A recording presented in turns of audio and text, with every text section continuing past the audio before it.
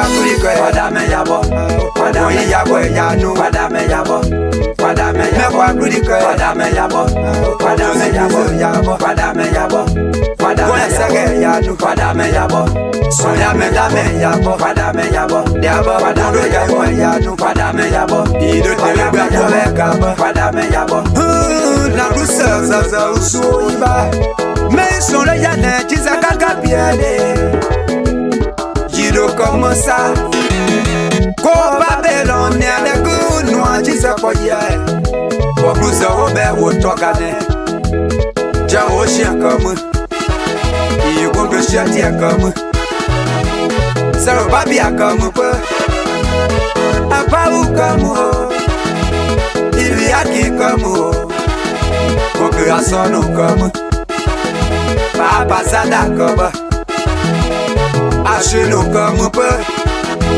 Pogre ilu comme Il y a ça comme Ye gongo mati comme Je connais comme peu Non je sais comme Le bon je sais comme Le bon je sais comme Et je ne sais quoi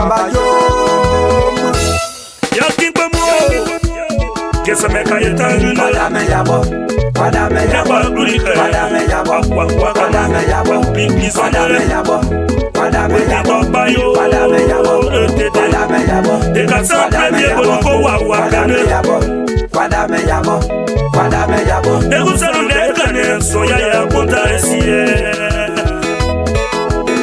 Kwada me ya satine ye sota sepo Tiara boy Yamana senu mbokane Mi ample sepo Akbenge wia ya vipoa Soya ya konta esie Mesa me wanu papio Tumeno wada papio Na poto tlakadea Deku Tiara boy Yamana senu mbokwa Meme kwa dokade mwone Ye kwe Jésus Christ bo Yatlana no kwa go wabao Mi akwayo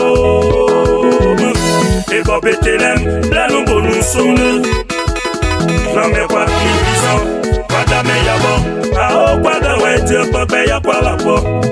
Waka wasa ne pleni diari. Niba me kwa yo kare ase ne bone sedi ne komo. Mi ane de kusen ngo kanu ye bone o. Flambe kwa yo siti. Poisson, kwada me yabo, poisson, kwada me yabo, poisson, kwada me yabo, poisson, kwada me yabo, poisson, kwada me yabo, poisson, kwada me yabo, poisson, kwada me yabo, poisson, kwada me yabo, poisson, kwada me yabo. Yabo eje gasie yabo. Zoti sabe Jésus Christ no me adene kwa ye kane. So se mereto kuse awo sika ka yasu ye kapie dia o. Ko wa do gbedo fure. Ye toi pas mere pa Subu apigwe kubo Subu apigwe kabo Kaso kwanu wa ye ne ye ka ya ka gongo piese ye de mea So se be ye ka froise so ye na ma konka De ya mere ye kwa be Ye so ta ye pone Nga mere to plan mere so ne ya ko be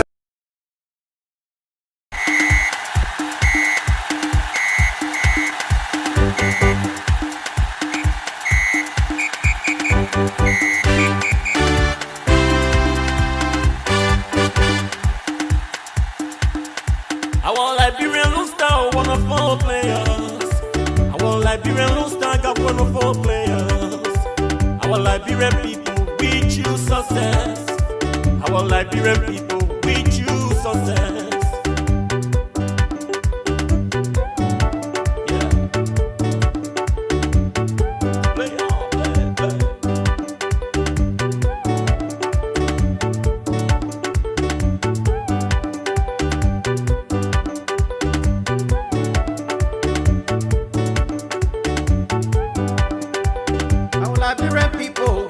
Success.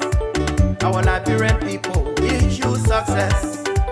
Wherever you play, wherever you go, the Liberian people, we choose victory, victory, victory.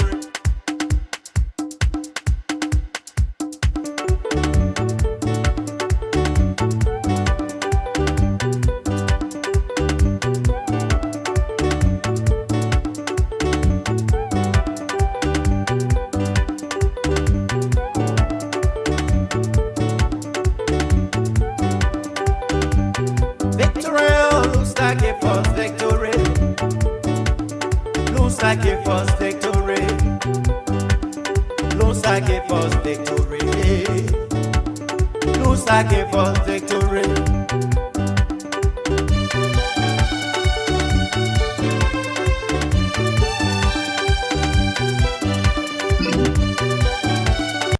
It's never a bad day sitting here again to speak to you on issues happening in Liberia and outside of Liberia too as well. Good evening, folks. Welcome this evening to BKS Television. Welcome to the Hit Out program here on BKS TV. My name is Junior Pay, your regular host of the show. And of course, today is the 8th of September 80, 2025. And today's edition of the show is heavily loaded. Of course, I always on the show, we gave you the opportunity to tell us where you're watching us from, and we shout out you right here on the platform. Mr. Elvis Tama watching us this evening from Elvis Zone 2 Community. San Nicola. Elvis, welcome to the show this evening. How you doing, my brother? Elvis is one of our regular listeners of the program here, one of our regular listeners of the program. Elvis, a big shout out to you this evening and welcome to the show. How you doing, my brother? Today, Liberia take on Malawi with the game being finalized 2-2. Of course, we expected much from our boys today, but suddenly we drew the game 2-2. We were the first to score, but unfortunately, we drew the game 2-2. So in the group that Liberia is in currently, Liberia is on the third place on the table. Liberia sit on the third place on the table, of course, with Tunisia being the first on the table with 22 points. Namibia also being the second on the table with 12 points. Liberia sitting right to Namibia with 11 points. We'd like to say big shout out to our boys. It wasn't a bad game. It was a great one if you also watched the game. All football lovers. It was really a good game for us. In a very long time, we played a wonderful game today. But again, it ended the way it's supposed to have ended. So we're here to bring you happiness around Liberia. On today's edition of the show, we're going to be hosting Mr. Charles Wonkeyo of the Nima University College. He's the Vice President for Institutional Advancement. He will be our guest here tonight on the show. He will be speaking on issues relating to the Faculty Association of the university. He will also be giving us updates about his office, how it is operating. You know, he serves as the Vice President for Institutional Advancement. So he's going to be telling us what have been the latest engagement so far. Zlai Wally Frank watching us this evening from San Nicolas City, Nima County. Welcome to the show, Zlai. Lincoln Denois also watching us tonight. Lincoln, where you watching us from? As always, Lincoln is here. Welcome to the show this evening, my brother. Abraham Nyanzi watching us from San Nicolas, Nima County. Abraham, welcome to the show this evening. How you doing? My friend and brother Darius Medidi Brown watching us from Pingsville City, Monrovia, Liberia. Darius, welcome to the show this evening. How you doing, my brother? It's officially 10 minutes past 8 o'clock in Liberia, 10 minutes past 10 o'clock in Rwanda, East Africa, 10 minutes past 3 o'clock in Minnesota, USA. Welcome to the show this evening, all of you. Where you watching us from? Tell us where you following the show from this evening. We're also going to be having a new guest on the show, a guest panelist on the show, Mr. Wilfred Bangura, the Secretary General of CMC, will be a guest panelist on the show. He will be doing his debut appearance here today. Of course, it's going to be a wonderful show. Charles Teach Wonkeyo will be our guest on the show.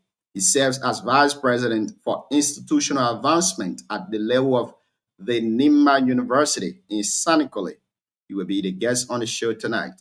Welcome to the show. How you doing? Madison Boa watching us from Duo Zuotuo, District 9, Lower Nima County. Madison, welcome to the show this evening. How you doing, my brother? Those of you celebrating your birthday today, on behalf of the management and the entire crew of BKS, would like to say happy birthday to all of you. We celebrate with you in a grand style. And those of you wishing, or those of you hoping to celebrate your birthday in the near days to come, we wish you pre-birthday treat from the management and the workforce of this station and this TV platform. And those of you too who've already celebrated your birthday, I would like to say a belated birthday treat to all of you. And those of you too celebrating today, whatever celebration you're doing, we celebrate with you. We'd like to wish you a very, very happy celebration. And so on the national scene in Liberia, President Joseph Yuma Boakai accepted quitting Assistant Minister Farman Ray's resignation. Monrovia, Liberia, today, President Joseph Yuma Boakai with immediate effect accepted the resignation of Madam Richmond from her position as Assistant Minister for International Organization at the Ministry of Foreign Affairs. The former minister, in her quitting message, extended her gratitude for the opportunity afforded to her to serve her country. Let's say welcome to the show this evening. How you doing? Marshall Kabia, welcome to the show. How you doing, my friend? You're watching us from Monrovia, Liberia. Marshall, welcome to the show. Jarus Kato. Jarus say, I'm watching you live from Lokwa to Oboda, a citizen of District 5, Tiaple Boyele Town. Jarus, welcome to the show this evening. How you doing, my brother? It's going to be a good one. It's going to be a really, really good show this evening. Keep on joining us. Our guest is already in the back. We will go for this break. I really, really wanted to play the music by Morris King, dedicated to Neiman University Dent College. Let me try to lay hands on that music as we take break with it, because we're hosting a very big person here today. Charles Teach Wonkeyo, Vice President for Institutional Advancement, is the guest tonight on the show, and we're hoping for a fruitful discussion. But let's go for this break while we try to lay hands on that music. Liberia played today, therefore we gave our Lone Star Boys let's say hand of applause, because they did well. They did absolutely well. So let's go for this break. When we come back, we will be ushering our guests in the studio. Keep tuned and keep listening. Don't go away.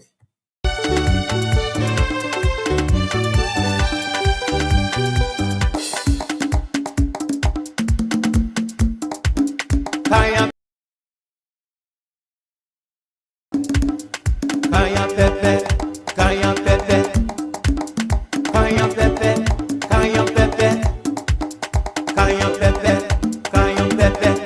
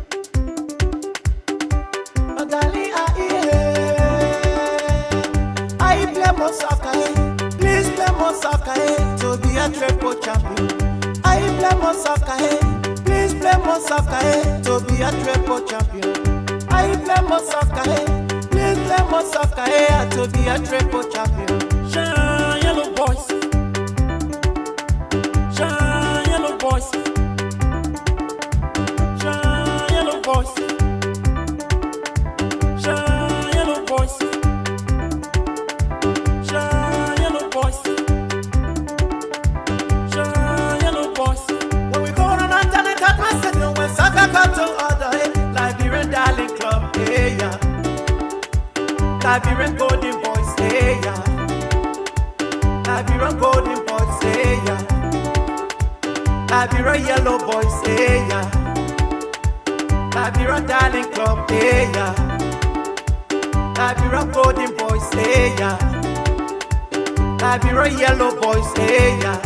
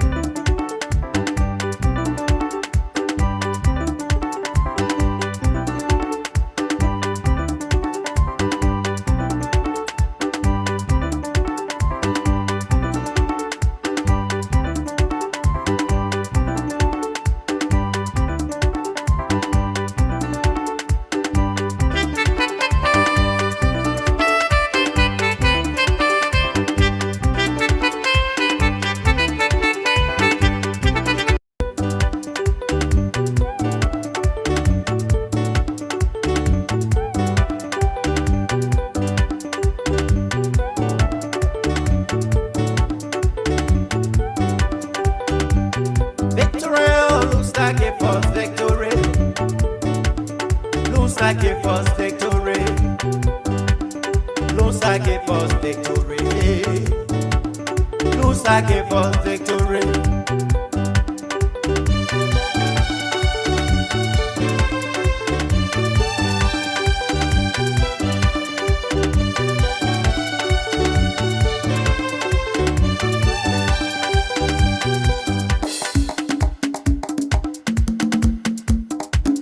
Cayenne pepper, cayenne pepper, cayenne pepper, cayenne pepper, cayenne pepper, cayenne pepper, cayenne pepper, cayenne pepper.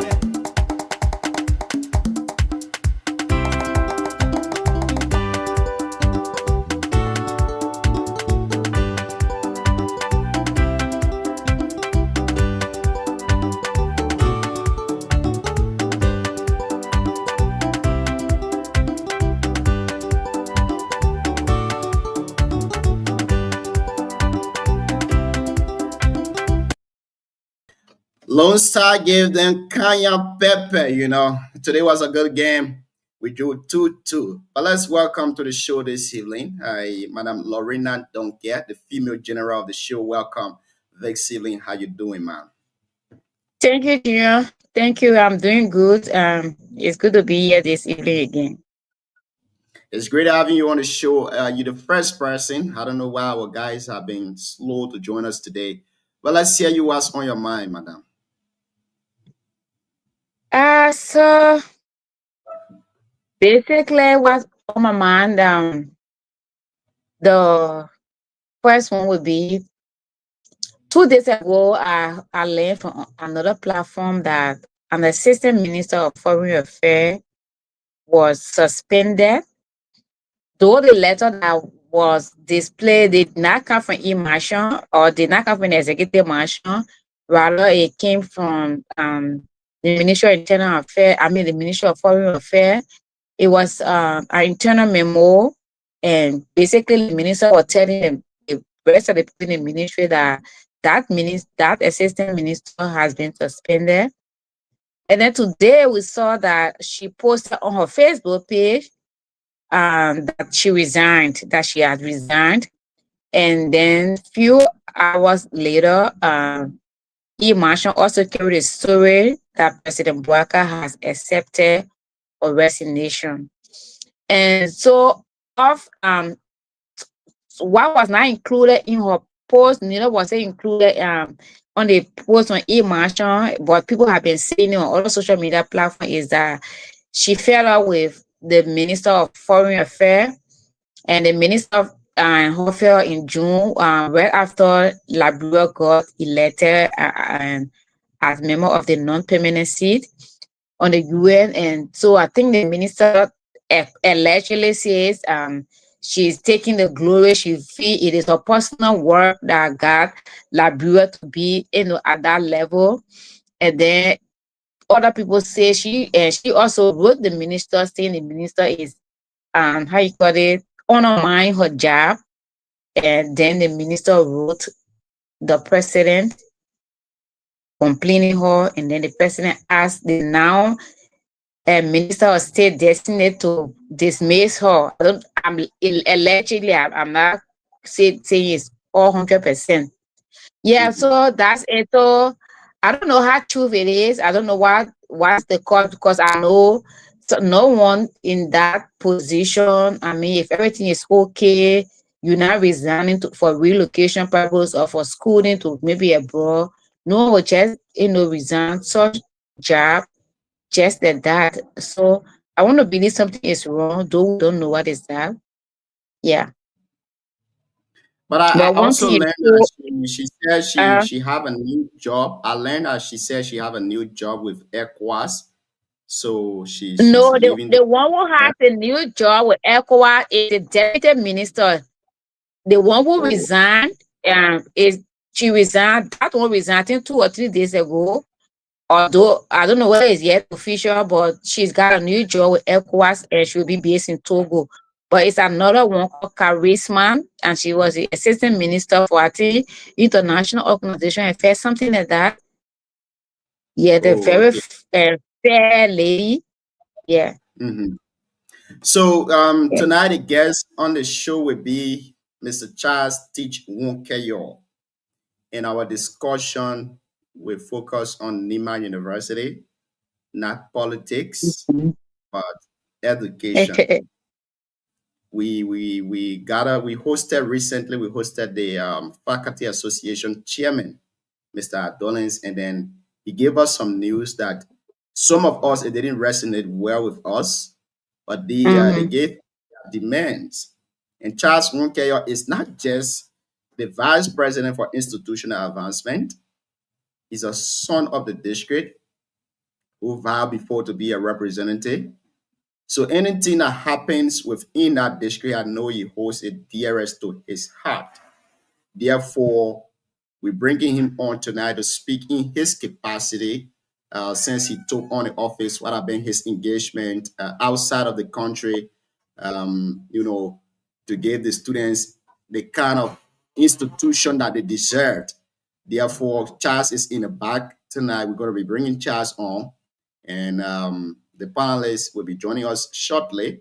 But again, I want to say that we are not going to discuss politics tonight. We're going to be discussing education.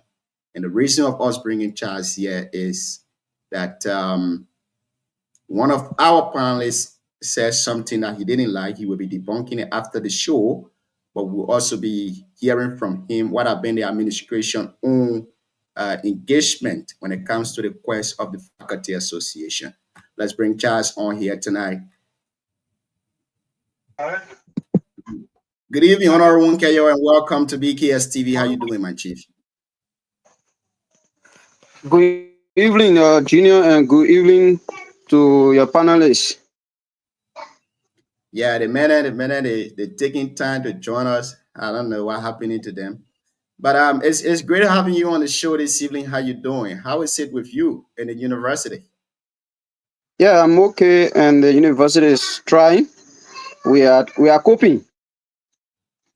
Yeah, so the old lady in where in Butu might not know who you are. So for me, I know you. You've appeared on the platform before the panelists will know you. But I just for the sake of our listeners, introduce yourself to us very shortly, Chief. Okay, Junior, I'm Charles Teach Wonkeyo, a son of Nima County, and I work for the people of Nima at the level of the Nima University. So Charles, it's great having you on here. I know you got some couple of engagement, but whenever it's a call of the people, you got to be here to make some clarity and stuff like that. But let's get to know what is happening with the faculty association of the university. Oh yes, thank you. The issue of the faculty is an old age problem. And not only unique with Nima University, even other government entity, other government agency, there are problems, and there will always be problems. But our ability to respond to these problems uh, get us to where we are today. There are some issues that the faculty have been raising, like the issue of salary, the issue of housing, the issue of there are several of them that they have been raising, but we have been responding to them as the availability of resources it's available. So we've been trying to respond to them as per the one that we able to handle in our own range, the one that is for national government, and we look up to government when government provide the necessary allocations, and we respond to that. That's how we have been working with them. So the faculty association chairman appear here on this platform, and he vividly discussed about the 8 counts. According to him, those 8 counts, if they are Okay. not met, they will not go. They will not submit any grades to the administration. They will not reopen schools. They will not go to teach. What are you guys doing to resolve this issue in your And, capacity? and what are those 8 counts? So on the 8 counts, there, if I could name everything, count one, they talk about the placement of retired instructors and staff, the replacement of entire retired instructors and staff at the university. And then count Okay, so two, let's they take it. talk Here, here. Mhm. Let's do it one at a Thank time. you.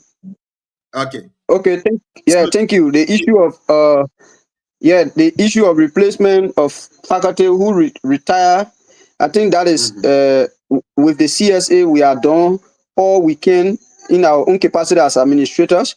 I think it was 27 person that retired, and out of that 27, we have been able to successfully place 20 to replace 20 of them.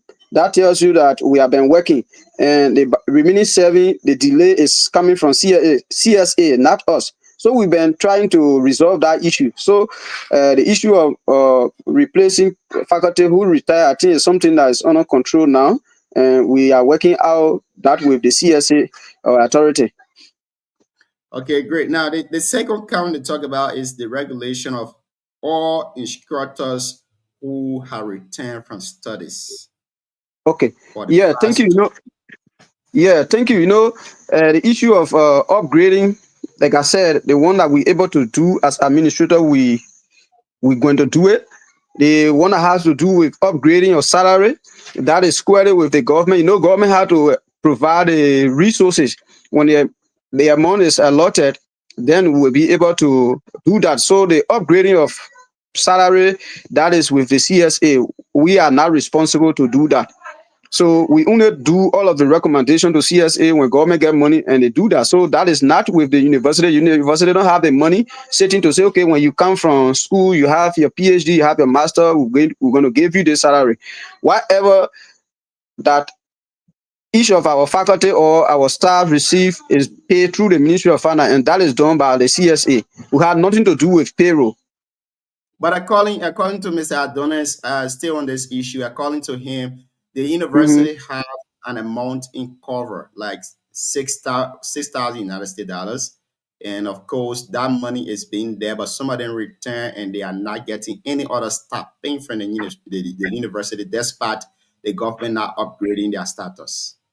Junior, I don't want to speak to what we have no evidence of. I'm saying the issue of upgrading salary, it's an open secret in this country now. Anything that has to do with salary is done through CSA, not even Nima University.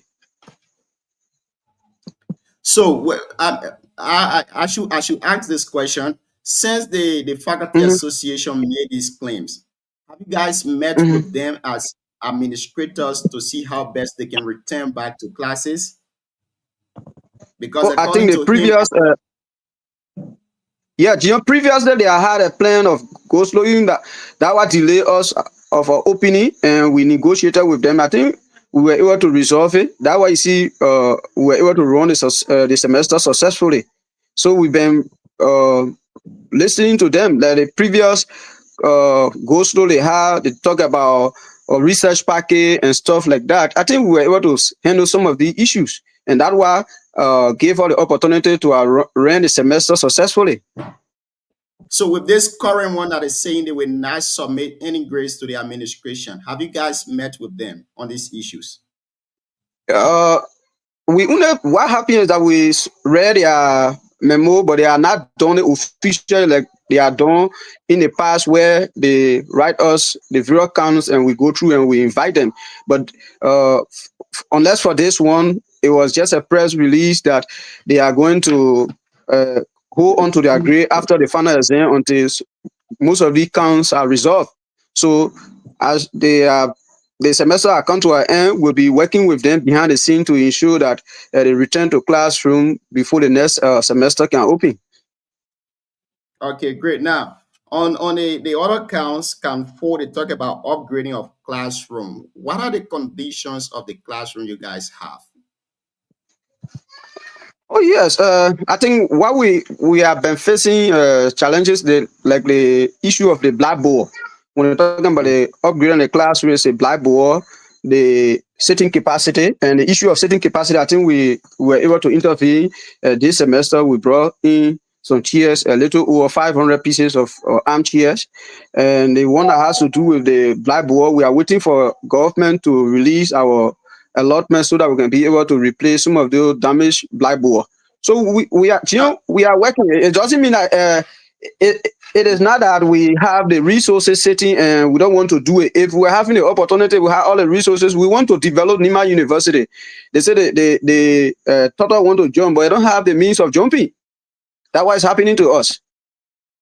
Great. Now, you serve in the capacity of a vice president for institutional advancement. This is in your capacity. What are you doing from your office to see how best the classroom are upgraded to international standard? For example, using projector in the various classes instead of a chalkboard or blackboard. Yeah, Jim, like I said, even if we have all of the beautiful dreams, that can only comes to fruition if there are availability of resources. So what we are doing is to look for resources, to look for money, where we can get money, where we are writing organization donor to see if they can help. So wherever the help will come, we'll be able to intervene in some of these issues, like the issue of upgrading classroom. When we took over, we wrote a lot of stakeholders. We know that the population has increased. There were limited classroom spaces, and we wrote organization, individual, and as God could have it, the vice president or one person who responded timely, and he had constructed for us a 10 classroom. And as you may be in the know, maybe of recent, you heard about the CMC political leader, a son of Nima or Musa Hassan Bedete, who are pledged to construct a dormitory for us. So we are looking for means where there is opportunity. We will knock at their door, and people who will be able to help us will be able to help us in that direction. But all of these things can only be done when there are resources available. Great. Now, I want us to finish with all of the counts before we go to Madam Lorena to ask, or we go to the other issues. Now, they count 4, count 5, they talk about provision of office spaces for instructors. How are you guys working on this too as well? That tells you now that we are growing. The previous space that we had can no longer accommodate the capacity we have, because there are a number of students, a number of faculty and stuff. Even currently, what we have, we consider as administrative building, can no longer host the administration of the university. So we are thinking in that direction. So it's not only the faculty that have been affected in that direction, all over. They also mentioned the issue of repair of school buses to transport faculty and staff off and from campuses. Yeah, but most of these issues, anything that has to do with money, they are all like when I appeared the last time, I told you, since the beginning of the budget year, we have received 1 quarter, and the budget is divided. I think 4 quarters. We are only been able to receive 1. We are yet to receive our second quarter. We are yet to receive our third quarter. So all of these things will only be done if government gave all the money. We don't have the money. So Now, the bosses, another important point that is stressed and not only out. that, are coming. Not only that, the boss, we have been trying our week with like the current boss, the one that was given to us by the former president through Honorable Garrison Yedu. The last time we had a problem, we spent over up to $4,000, but still it broke down. So we are even trying to get it to Morovia to the company that's selling it to see if the part that is damaged, we can be able to get it from them. That has been a problem, but we are not been sitting idly to say, okay, the boss damaged, we don't want to respond to it. They don't say, can attest to that. Okay. Now, the next issue that is stressed is the issue of water supply on campuses. According to them, most of the bathroom on campus do not have water supply, and they find it difficult to use them. Yeah, that one, the facilities are working on it, and I see it a bit difficult, in a public space, more especially in our setting on this side, you are not being a screener to it. Even the student, even the faculty themselves, even in the administrative building where we ourselves, some of our staff, some people will go there, I'm sorry to say they will use a place, they will not be sincere enough to flush a place. And the janitor too, they are human beings. And imagine the number of our population are grown, and we don't have that number of staff to be able to attend to the bathroom at all times. So I'm sorry to say, most of it, we have good bathroom, but the issue of care, maintenance, for example, somebody will go to use it, they will not want to get rid of it, to flush it, they will leave it until somebody else or the janitor can come. That's what they are speaking of. But with the issue of the bathroom, we have the little we have, we've been maintaining it. I can say that for sure.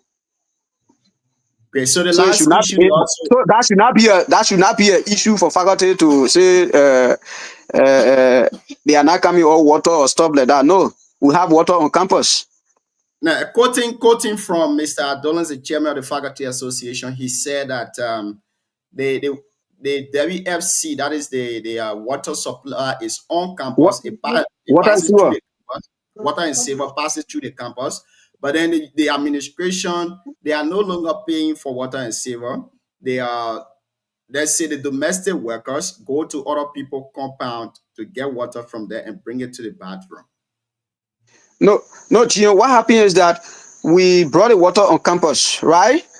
But to distribute the water to the various bathroom, I think the maintenance did their job and it came out to a very good sum of money. We don't have that money right now. So what happened is that there's a station where the people go to fetch the water. It's right on the campus. It is no, even the classroom, the 10 classroom constructed by the vice president, it was the water that we're using. Okay, great. Now, we have water on campus, but to distribute the water now to the various bathroom on campus, it need money.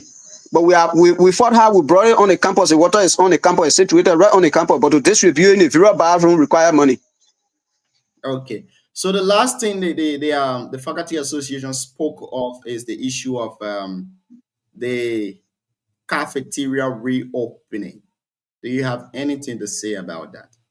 Okay, the issue of the cafeteria is important. Everyone will want to make use of the cafeteria. But the sad thing is that the previous lady who had a cafeteria, who was managing the cafeteria, she went bankrupt because she could not get what she put in. How many of our students or faculty who were willing to go and pay the $500 or the $600? So since she left, we have been outsourcing the cafeteria to see who can come and manage it, but we are not been able to come to one trend. But we're working on that so that we can ensure that the cafeteria is reopened. Thank you. Now we've concluded the issue of the Faculty Association problem. I'm hoping and praying that they will write you guys an official communication, because that's the administrative procedure. But even only if they do not write you guys an official communication and you do not receive grades for students, what will you do in your capacity as Vice President for Institutional Advancement or as administrators? The only thing we can do with our faculty and our staff is to dialogue. And that's how we have been working. And whatever kind they have, we're going to talk to them. We're going to talk to them in closed door, and they're going to listen because the first thing first is the people of Nima, and we are all for us to work for the people of Nima. So can we make whether salary is increase, salary is not increase? We believe that our faculty themselves will see reason because the very children that they are teaching, that they are children, they get their nieces, their nephew and stuff there. So we'll talk to them, and they will be able to submit a grade. I can give you the assurance for that. Great. So taking you out of the faculty association issue, recently you visited Abidjan, right? No, it was Man. I visited University of Man in Man. University of Man. Do you care to Yeah. tell us? I know you went in your capacity as a vice president for institutional advancement. Do you care to tell us what happened there, what transpired, and what are the good news for the university students? Yeah, we are trying to partner with the University of Man to be Pacific in the area of agriculture and mining. You know, they had a very good agricultural program, and then the College of Mining and Geology, they have a very strong program. So we try to collaborate with them. So they are playing on our way. We are still in the negotiation process, so we cannot jump the gun. But what I can tell you is that we are in negotiation with them. Great. I will stop here and let's welcome to the show this evening Mr. Mavosian Davis and Afonso Wongbo. Afonso, welcome to the show. But let's hear you, Madam Lorena, your two questions to Mr. Wonkeyo, if there is any, before we go to Afonso and Mr. Mavosian. Good evening, Honorable Wonkeyo. Yeah, And good Dr. evening. Wonkeyo in waiting. Good evening, Madam Donke. How you doing? I'm okay. Thanks Great. for taking all your time to appear on our show. Thank you. My first question is, in Liberia, in public universities, how are salaries determined? What I can tell you is that my own personal experience when at the time during my unstudy time, when the Bureau University were managing their own budget, the administration, the administration had the power at the time to determine salary. Even myself, I benefited from that when I went to Tottenham University. But sadly, when the CDC government came to power, they took over all of the government entity and they placed it on a CSA. And since 2018, every employee or salary have been determined by, when they were carrying on that harmonization, salary have been determined by CSA. Okay, so now that the salary is determined by CSA, what is the salary range like for people that have master degree across government institutions? No, I will not speak for government across government institutions. It's vary. Then what I will tell you, even the seeing advocacy of our faculty, when I are you saying that various government institutions have different salary, even if you have the same credential? Yeah, I can freely tell you that. Yes, I can freely tell you that. Somebody with master degree at the University of Liberia make up to almost $2,000. While somebody with master degree, even until you make more than that, then what our people may here, our master degree holder at Nima University make $800 gross. So it's not the same. Okay, so now that bring it to Nima, that bring it home.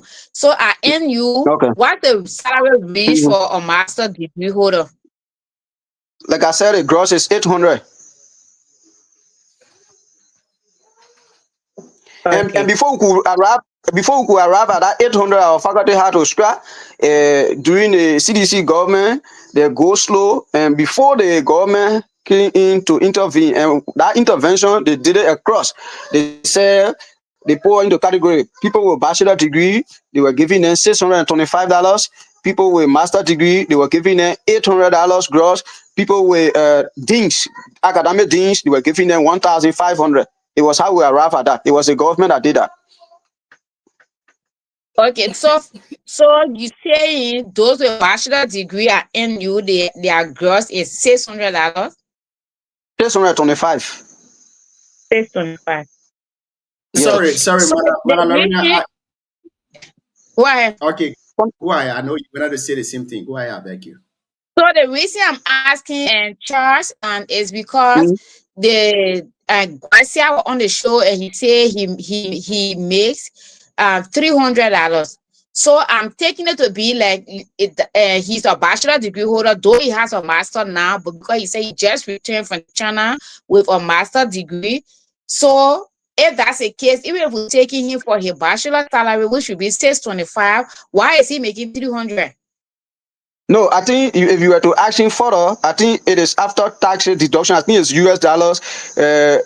Bachelor degree, the US component should be a little over $328 or something like that. Then with little component of LRD. After tax, if you were to ask him, you're going to make that clarity. Okay. All right. Thank you. But Yes. he just said based on it, so we thought that was Yeah. just the money he makes. Mhm. Okay. Yeah. Though it says small, but that was a different It information given. All right. Thank you. yeah, it's small. It's small. Is that all your question, Mana Lorena? No. So my last question. Mhm. So beside the money you get from the government, do you get any other Mhm. money coming to the university? Oh yes. We receive 50,000 annually from Asila Meta, but that money is restricted to the geology and mining program. And then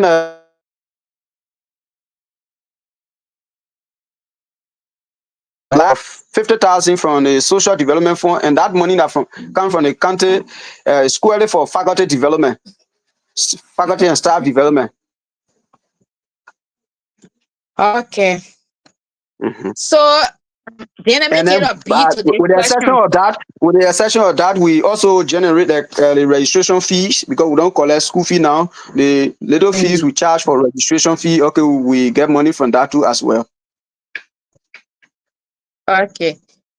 Thank you. So Thank you. this, this, this is not a question to answer. I just want to throw it out there and you think about it. The money that is Mhm. coming from the county social development fund that is meant for faculty development and advancement, Mhm. those lecturers who maybe have a master degree but are still making the salary of a bachelor degree holder. And Mhm. is it possible that maybe you can give them some compensation for it?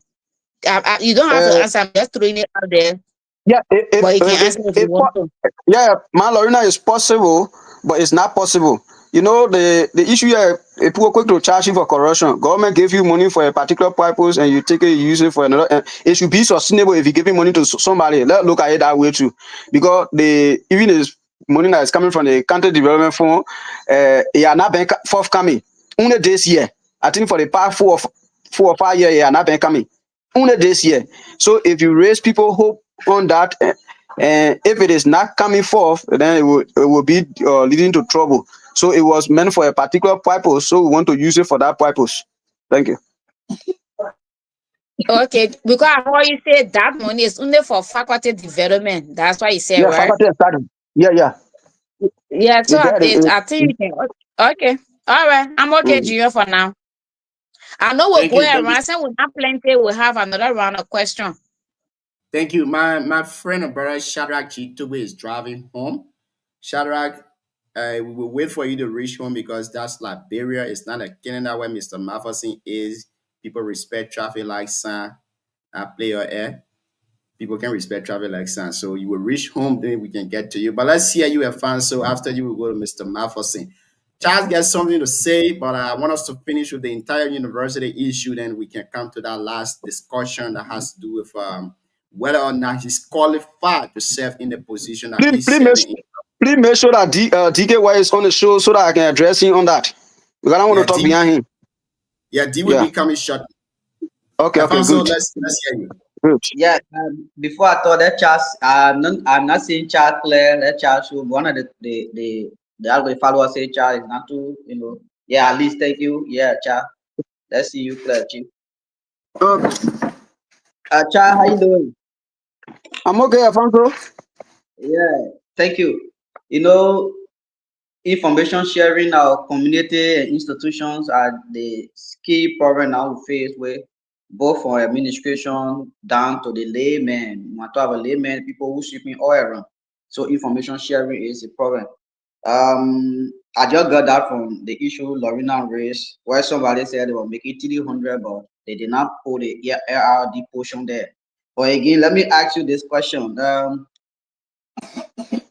What is the working relationship between the staff and the administration? And because the administration and the faculty, I believe the faculty should be part and parcel of the administration. Can you guys take into consideration some of their concern in the meeting before they can come to the public? Because if those things can be taken by the administration, I don't think they will be seen in the public making those statements. Can you guys consider their plight in administrative meeting? Alfonso, what I can tell you is that the faculty is an integral part of the institution. They are our partners in progress. There's nothing that we do in secret. You see, some of these concerns coming out is something that we cannot handle. Like the issue of salary is handled by the national government. So I think they just want for national government to hear them, but we have been working with them. They, like I said, the one we're able to do as administrator, we have been doing it and we'll continue to do it. The one we're not able, we refer them, we asked them to give us time. One government made it available, we give it to them. So it's not an issue of us maybe not working with them or not, but we're working with them. Yeah, so on that background, the administration. And I'm not cutting you off. I'm not cutting you off. I think if of recent, the rural university, the 9 rural universities outside of Monrovia had a press statement of even laying down their marker or chalk if government don't take into consideration the issue of harmonizing their salary with other colleagues at other public institutions. So that is not only Nima University that is having such a concern, it's across the country. Thank you. Thank you. Because a lot of people were just in my DM saying the administration can sometimes tell the faculty say we cannot handle the issue. You guys can raise it up, that the national government can come in. That's why some of the things can happen. And when it happens at the draft it can go against, it can be at the detriment of the student learning. While it is true, some of them can draft job, people can be there taking the salary, even though they say the salary is small, they can be taking it, sitting home, taking it while the students are home, no school. The school can be closed. I don't know how you guys can address that. But I feel it's not a good thing when the draft job taking a smaller salary and the students are sitting home and they cannot say we will not take the salary because it's small. My next question is, in the 21st century, the bathroom issue.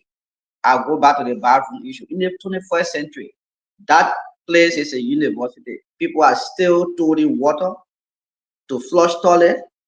Why is a mechanism put in place to get the morning toilet that will flush by itself after using it? Yeah, thank you. You know, you sitting in America, so you say 21st century. 21st century in America, but not in Liberia, my brother. You know our situation here. So we want to compare ourselves with other people in the Asia or Europe or America. Then we say 21st century. So 21st century is not applicable to us here because we don't have the resources. 21st century go along with resources, my brother. Like I said, we have the water on the campus, but to distribute the water to the various bathroom, it requires money. We don't have the money. So those are you who in the 21st guys water in the various bathroom, we highly appreciate that. Thank you, Charles. Thank you very much, bro. I can see my response. You had a response from our boss, man. So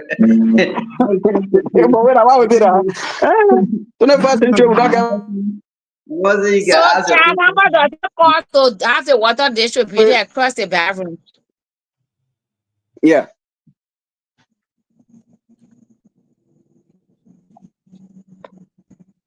Alfonso, who was next to speak? It's Maferson. Mr. Maferson, let's hear you, Chief.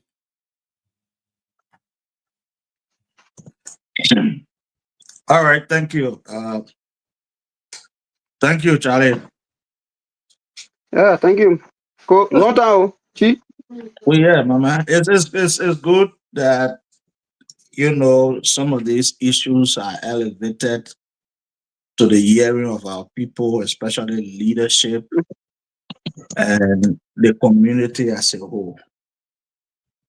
I pity you guys really, especially when it comes to resources, because managing university is not an easy task. It requires money. I had an opportunity to do a little work with a university here that should be uh, Nimba University's equivalent. And interestingly, this university has a budget of about $500 million. Almost our country And budget. that that just that just little university, not two major ones. If you talk about the major university, you'll be talking about billion. I mean, like the B. Wow. And one thing that I'm grateful for is that a lot of you young guys have taken upon yourself to offer services in the education industry.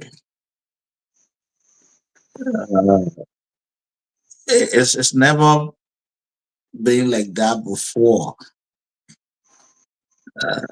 But this time is good that you see a lot of young guys. I just can't name you guys all, but I know Nima University has some potential young guys. I know Darlington Clay, he and myself were at the University of Liberia together. I know what he represents, and I know a lot of the young professional guys there.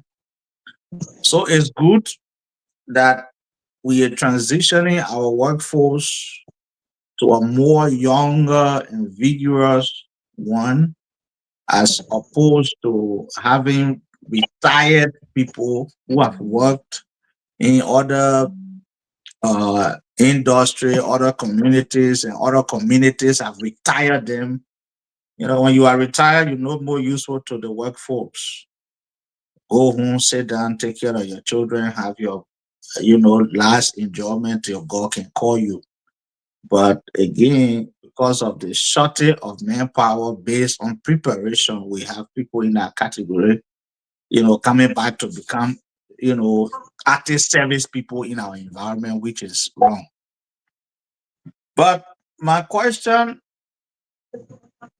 has to do with your budget as a university, because one thing that prompted the question, otherwise I would just follow, because I know how sacrificial teaching and school administration or administrators role can be. But to hear that the University of Liberia, University of Nima, that has or that should enjoy autonomy or autonomy, has his personnel being managed by the civil servant agency of Liberia, is quite unheard of. And if that be the case, have you any idea of the university budget?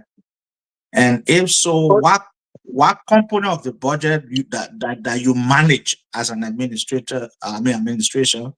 And because you talk about personnel, it's being managed by CSA. So what's Yeah. your budget, and what component of the budget that you manage as an administration? Okay, thank you for the question, Mr. David. Last budget year, we have been managing around 1.5. Out of that 1.5, 1.2 squarely for salary, and you have a little 300,000 for goods and services. And this goods and services, at times we don't even get all. So we manage 300,000. So if I get you right, your budget is around 1.5, and of the 1.5, 200,000 is managed by CSA, which has to do with One, the honorarium. 1.2. 1.2. But the 1.5, 1.2 is in salary. Salary. See, Yes. Yes. Yes. what? So how do you encourage innovation, research? How do you facilitate faculty uh, involvement into basic research? How do you respond to things like that? Because university should be the microcosm of the larger society. By that, it means you have involved programs, research that will help the decision making or help set the pace for the direction of our development nationally. So, how do you work on that? Mr. David, this is a serious issue. This is not only unique to Nema University, the entire country. We are still joking with education, and it's a difficult situation that we find ourselves. We are just been managing. Even the issue of us, we want to even venture into other things, but a requirement, for example, farmland, Boston, a town around here, Boston, gave us 500 acres of land. But how can we venture into agriculture when we don't have money? So it's a serious issue. There's no money to even give money to our faculty to go into research, to engage into other things. It's difficult. Even those are all who even in administration to even go Morovia to run after other issues is a difficult task. So that we don't even go because sometimes no transportation. It can be difficult. Sometimes some of our faculty will, our staff will go without even DSA. Well, Like, it's like tough. you were I just think, discussing, I'm not cutting you off, that you were just discussing about a little, I don't know, your encounter with a university in Canada or where. Just of recent, I went to man right here. But I can tell you freely, brother, just man, a little town called man right here, close to our, close, next door neighbor. The University of Man, their campus alone, even University of Liberia, not even yet them. So it's a yeah. sad situation. Mhm. Well, I was just about to ask in the area of investment business, and then you just touched the farmland issue in Boston. And by the way, uh, I'm a Sunny Cole guy, so you don't need to tell me where Boston is. I Yeah. graduated from the Sunny Cole Central High School, and I lived my life, and I did almost everything about me in Sunny Cole. So Sunny Cole is my home. Uh, I think this will not really be a question, but let me see. How are you working with the community? Like one experience that I have also, our community can be willing to help in whatever little way, but it left with the innovation of the leadership to be able to involve the community in in helping to do some of the things that you want to do. Like I volunteer for the Canadian Diabetes Research Fund, and just last last year we did a fundraiser and we raised more than 200 to 300 million dollars. All right, and it's just the innovation component of it. You got banks in Nima, you have business people in Nima, you have ordinary people, in Nima. Many of them want to see the university grow to become one of the best, that anybody can talk about. I know the desire of Nimbaians when it comes to wanting the best for themselves. That's why we are often credited as saying, Yago Nimba Yasi. So Nimbayans will always want to stand up for the good of their community. So how well are you exploring that avenue, working and involving the community into resource mobilization to help sustain the university? Okay, yeah, thank you. I think just to answer that question of recent Nima livestock, there's a congregations of farmers who are involved into raising animal, specifically pig, in collaboration with them, with our agriculture college.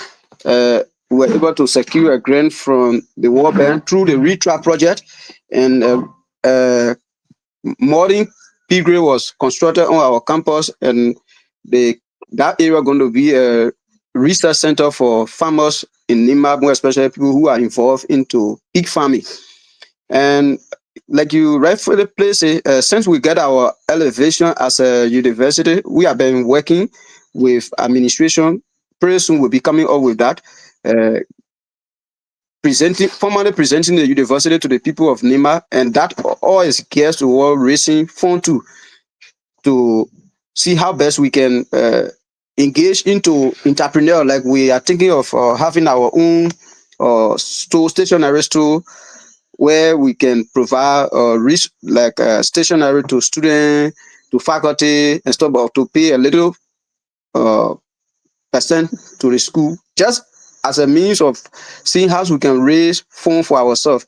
So it's a difficult thing, like I said, Mr. David. Even the 3 million that you're talking about raising there, before you could even go through that process, you use money. So we are trying in our own weak way to see how best we can get on path with the little we can afford.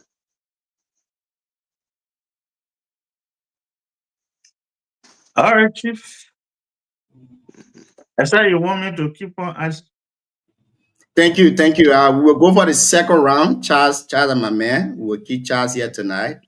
DK is a little busy with classroom activities. Therefore, he will be joining us. So we will go for the second round of questioning, and we'll go for one question each. Then we can give Charles the opportunity to respond to DK issues on the show. If we have any question to ask Charles about that issue, then we can ask Charles, because like we say always on the show, dialogue and not confrontation, words and not bullets. Shadrach is driving home, so we cannot give Shadrach the opportunity to ask his question. But I'm pretty sure he's following the show. If even he doesn't ask his question, he will be able to So get his I'm analysis. driving, they can't stop. Your network will be bad, Chief. You see, you breaking in even as you're speaking to us. Never is not far. Okay, You want to ask me, I never far, my man, I'm on internet, no commander. okay, go ahead and ask, Chief. Go ahead.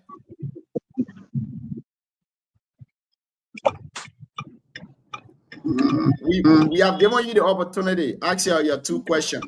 Actually, for me, I don't really have no question to ask, but I know that. Are you hearing me? Yeah, I beg you, reach home, Chief. You breaking in. Hello, Junior, are you hearing me? You breaking in. Reach home, my Chief. Reach.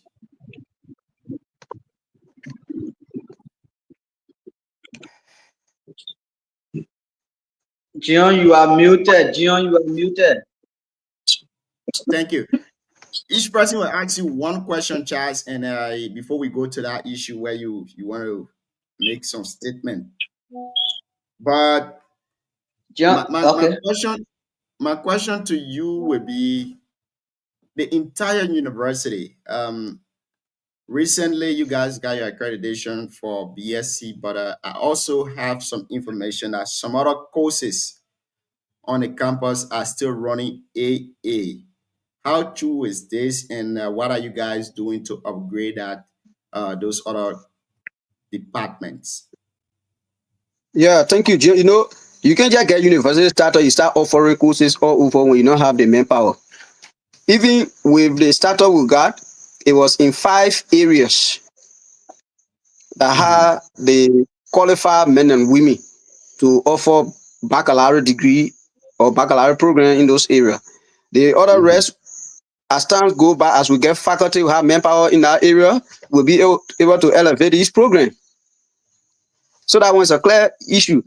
Commission on So what are Education those have programs that stable you still policy. offer?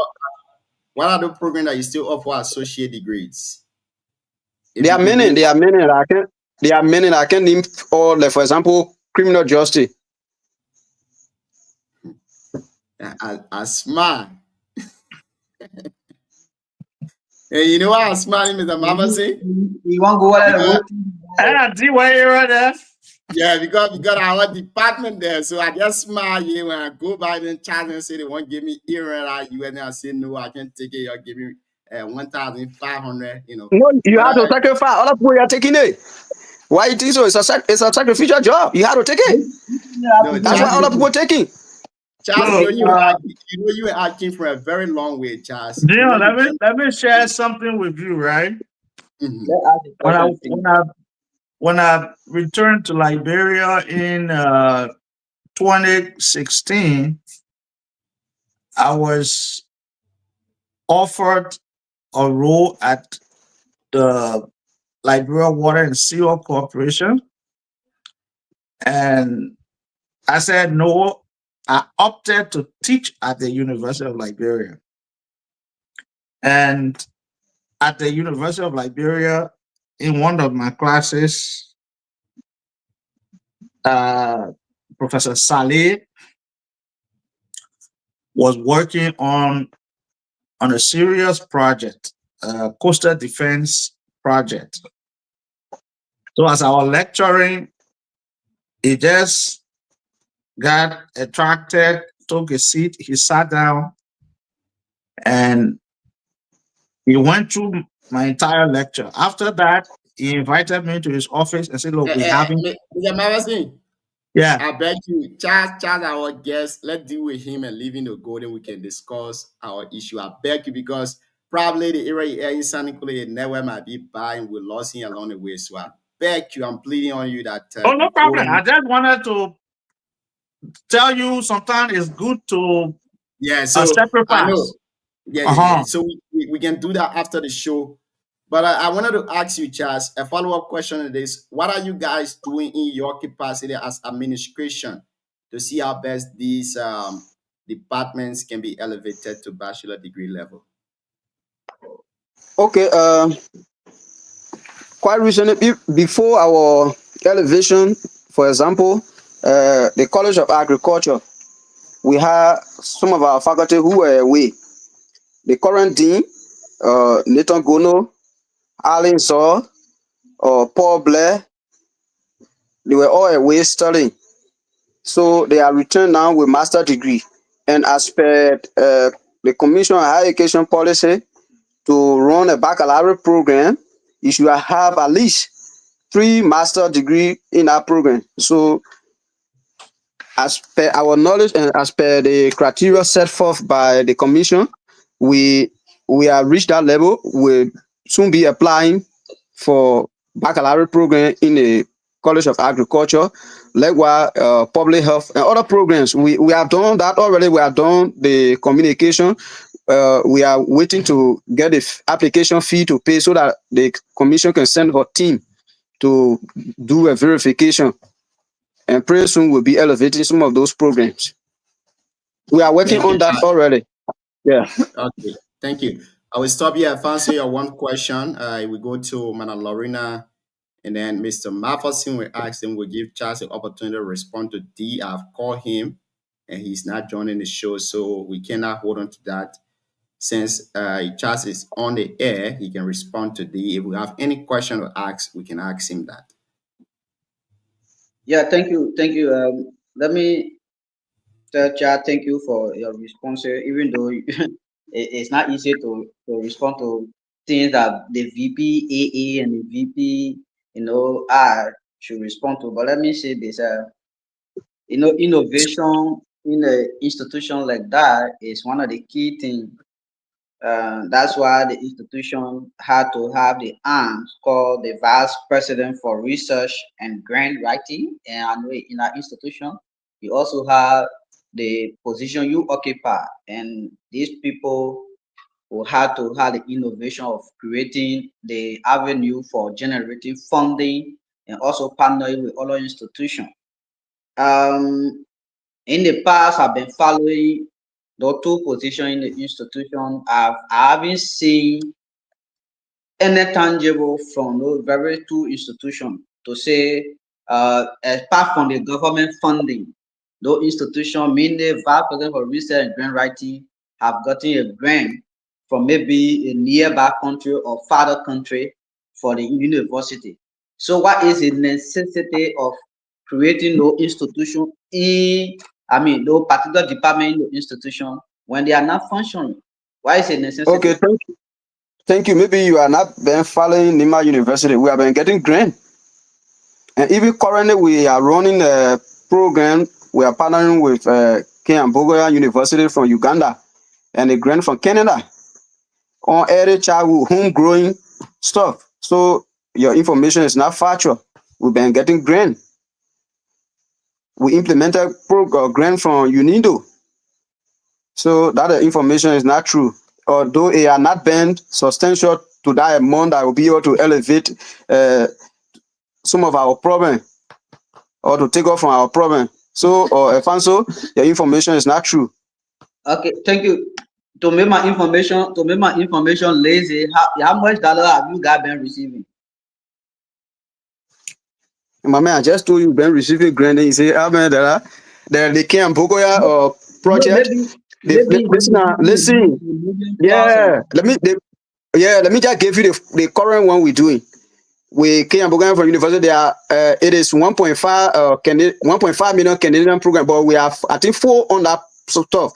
Our first allotment was 35, the second was 64, the third one is coming. So we've been getting money. You guys been getting money then to even feel bad when you say what they call all the kind of thing. Yeah. So people get our project money, we take it, we put it on different thing. You can talk through. So if we not do it, then you will say we not do nothing. Thank you, Charles. Madam Lorena, let's hear you. Your one question shortly. Okay, chat. So I asked how much will it cost to have the water in all of the bathroom, to have running water in all of the bathroom? You said the water was at one station, just left to have it in all of the bathroom. Yeah, we called the water and sewer people when they did it. Estimate it was a little over 15,000, Madam Lorena. Okay, so it was a little over 15,000. Mm-hmm. Okay. So Madam the Lorena, last time, are you asking your capacity as incoming representative of District 7? I'm asking as a daughter of Nima who can organize a fundraiser right on the platform one day to raise for the university. Yeah. I just want We to can know do whether we can do one fundraiser this month, and we'll do one in October, whatever we do, yeah, go to the university. But this is my question. Last time Mr. Guesia said there are no toiletries in the bathroom at NU. How true is that information? Like toilet tissues or soap to wash hand. He said nothing was such at the university. It's not true. We always purchase. Even if you are to go to if you are to invite a maintenance guy here, they have toiletry, they have soap, they have even during the course of the coronavirus, we distributed hand sanitizers to all of the department, to all of the faculty. I hold it. So yeah, at times when Lorena, like I said, so when those things are used until new one can come, you cannot use it against administration. Say no toiletry or no this in the bathroom. That is not true. Thank you. Okay, Thank you, so Charles. Lorena. Mr. Matheson, if you got any question to Charles on the university issue, you can ask him one, and then we will ask Charles to respond to DK Way shortly before we take leave of him. Right, thank you. Charles, what's the networking mechanism like for Nima University, and how many university you in partnership with as at first time? Yeah, in Liberia, we are partnering almost with most of the university in Liberia. Some part of last year when our president visited the United States, with the help of UNIGO, he initiated a partnership with Sinkate University, and Mr. Wugbe Aben and I have been in conversation. We've been making progress. It's just that maybe a busy schedule and he will be of recent. So we trying to navigate our way. Like our challenge have been resources, mobility. To even go out of time, Mr. Davis, is a serious challenge for us. But we've been trying in our weak way, like universities in Liberia, in other places, we've been contacting, we've been working with them. Like the one I told you about Kimboya University in Uganda, and the Association of Work in Ghana, we've been in negotiation with them. So when you say negotiation, what are you talking? You've been reaching out to them and their prospects. Yeah, like for example, like for Kimboya University, we are in partnership. Evidenced by the grant, the project that we are implementing for the Canadian stuff, that 1.5 million Canadians. And there are some that we are still in negotiation where we are laying the breaches to see how best we can get to them. Okay. And one thing before I close, what's the possibility of your student, for example, I said entrance, I'm enrolled at NU, maybe 1-2 semester. I want to transition to other university. What's the possibility of your students taking transfer to maybe University of Liberia, Cottonton, AMU, and other sister university? Oh yes, our student transfer have been accepted to UMU, to AME, University of Liberia, even Cottonton. Okay. Yeah.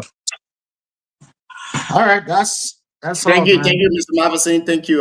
Charles is here. DK Way is already on the show, so we're going to give Charles the opportunity to respond to DK's statement here on the show. But before Charles could do that, we will be asking him few questions related to the issues that was discussed here on the show recently. Now, Charles, people listening to you will want to know what are the requirements for being an administrator of a university, especially serving in the capacity that you serve in currently.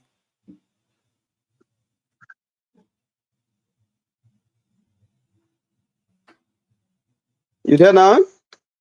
Yeah, Charles, I'm listening. What are the requirements for Hello? someone to serve as an administrator? Okay. Yeah, Especially DK. the capacity Hello? you serve. Go ahead, Chief. Charles, are you there? Yeah, Gion, the position occupied to be a vice president for institutional advancement, you should have a master or a PhD. You there? We getting you, Charles. You getting me? I said you should have a PhD, a master or a PhD. The only position that a master degree cannot occupy is the vice president for academic affairs.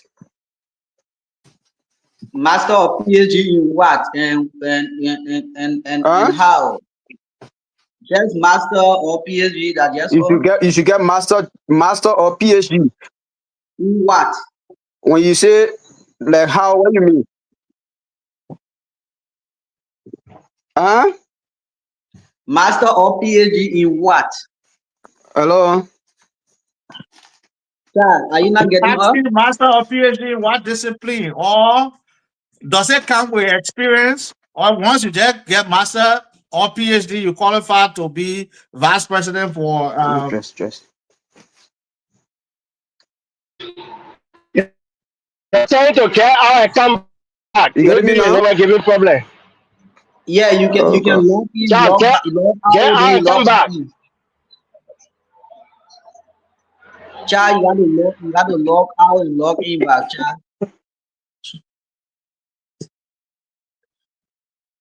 Yeah, child need to tell just master or PhD or something different. He no experience, nothing. He just maybe he get PhD in agriculture. He just About find about the man here already by your leading man. We there with the man there the last time already. And unfortunately, after he said he was coming with Marvin Yelu. Anyway, but yeah. So the man I'm back. prepared to answer our question. I'm back yeah. now, right? Okay. Yeah, like I Mm-hmm. said, to be a vice president for institutional advancement or to be a vice president for administration, one must have a master or a PhD equivalent. Now the question is, in what position or what capacity should you have the master in? Which other profession? In an academic, you should have earned a master degree in an academic, whether in sweeping, whether in I don't know, I've had to be master that you should earn master. So you're not Okay, perceived to say you must get master in education or this that no. great. So I will stop here and I will give you the opportunity because quote unquote DK is here, but I mean quote on behalf of DK. You are not. No, Gian, Don't you don't have to coach. I monitor him that day. So I just want to DK, hello.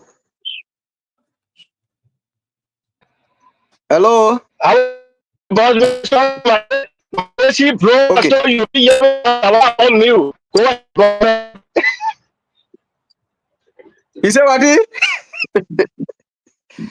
What is it? he dropping, that's why he on mute. Go ahead. I'm Oh, okay. no, so go ahead, boss man. Yeah, DK, one thing I want you to know is that when it comes to the issue of qualification, you don't just make statement in the public that you have no clue of. Professionally, if you and myself were to be placed on the radar, I am more experienced than you because since I started knowing DK, the only way DK, professional way DK that he had done, it was to be in Koga Osfe. If he had done any professional work outside of Koga Osfe, I don't know. So for you to sit on the platform, even you being on this platform, you did not go through any vetting process. You only got there because you had connection with Avi and you people from Booyah. So there was no vetting process for you. So to sit on a public platform to say these guys, they are not qualified to get into the job. When you say we are not qualified, I don't know in terms of what you are speaking. Those people who were occupying those positions that we replaced them, they were not having PhD. They didn't have any extra academic accolade than what we have. So I don't know. Did they remove PhD holder to put a master degree holder? I know that was an insinuation, but I felt that it was a disrespect to us. And not because I don't know because you see all in our body to be small. No, DK. And when I got my bachelor degree, you were still in school. I got my master degree since 2017. So look at the time, and I've been in the academic setting for the past 13 years now. So I don't know what year did you use to say we are not qualified. And the current position I occupied, my predecessor, Professor Erin Kra, when he was vice president for institutional advancement, I was assistant vice president to him. So your statement did not go down well with us, and I want to tell you that we are qualified and experienced than you, DK, way. So you don't sit on the public radio or public platform to say these guys are not qualified, they got the job because of your connection. So myself, I would say you sitting on this platform because of your connection with Avi. Why would you say that? So you cannot be guilty of something that you want to single out other people. If it is about connection, as per your quote unquote claim the last time. So I feel that it was a disrespect to us as your own brother. I appear on this show the one time. I said we don't know all. It is a sacrifice that some of us are doing to sit here. So you don't say that you should be encouraging us. We all should be finding way out to see how best we can build Nima University. But not to sit and just throw word out and say the people are not qualified. You qualify? What may you qualify? So that was my dissatisfaction. I think I cleared that out, and I wanted you to be present so that I can express it to you that you DK way under no condition, you are not experienced than me, and you are never qualified than me.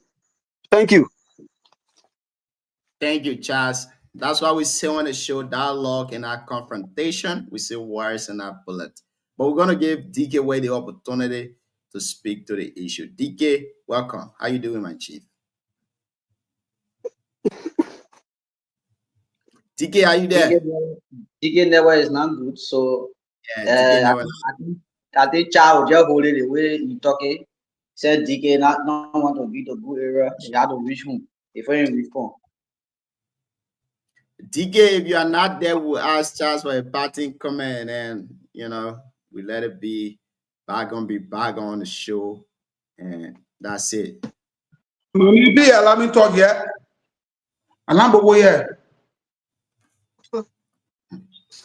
I told you I fought 1990 war. You now still won't believe that, and you came on the show. You were driving.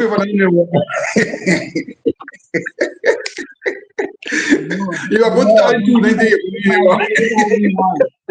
No, 2001, but if 1990 war here, not that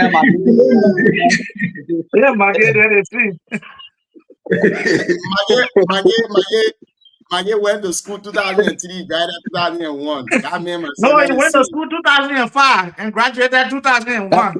Yeah, 2001. That was the rightful statement. We're not in feed. That man must say we're not in see. I beg you. But anyways, let's give Shadrach the opportunity. Shadrach, you just come and take us home with Charles, and Charles will give us his parting comment after you. Let's hear you, Chief. All right, thank you, Junior. It's not a crack joke. For me, I don't have question with Charles. Actually, we all, especially we public sector, we understand the challenges in the country. Every sector, even we that can generate revenue for our entity, we still face challenges in terms of no resources. Then what more about those who don't have the ability to generate resources? So what I will say is, what is true that our county university need to be a better place for our generation to stay and learn the dosage environment we all praying for. I think the public condemnation against those who make sacrifices and not see the reality that we all know. Sometimes are disservice to the people. Let me say, not because Marcos is on the show. When he was serving the county administration, when people was last at them, they making money, XYZ. Trust me, I have public salary. I can't be switching a name or the way to be switching them with just my salary, with my principles I have in me. Would want having fire to say that I will serve there. That is the salary for the switching. If you take tax, it will come to 193, 192. So these are some of the people making public sector, but people will not see the reality, but they will discuss issue the way in which they feel about society. That's what I said to this platform. It will be my topic every day now. Teaching attitude. To get better society, we got to change our mindset or a particular society or group of people or services that people provide in a manner in which they provide. You know how they are getting service to provide. So we all growing like we are here. Nobody is stranger to the society. We found ourselves. We know that they have to do better. But again, I think the word encouragement is a more key. That if we have a recommendation, that on the platform we provide a recommendation to them, not on the platform or individually, or we even move the country, we see things. If we get a way of doing it, we provide it. Then every time we bring ourselves into public ridicule, arguing, Peter not qualified, John is qualified. For me, I don't encourage you. So I know they have challenges. They might even to be better. So what they can most do is to train people into grant writing whatsoever. Somebody said our listeners are coming. Into grant writing for small project they have to improve our facility, whether our bathroom or XYZ. Let them try to at least look into that perspective and train people in that area.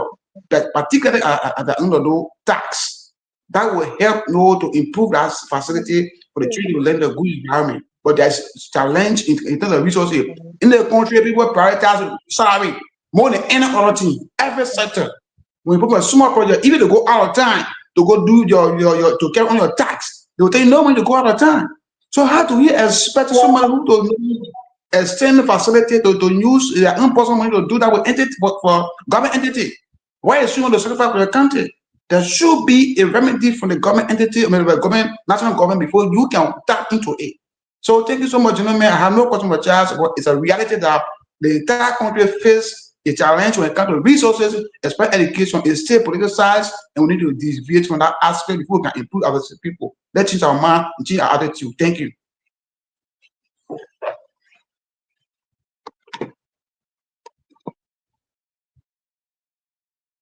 John, what's going on?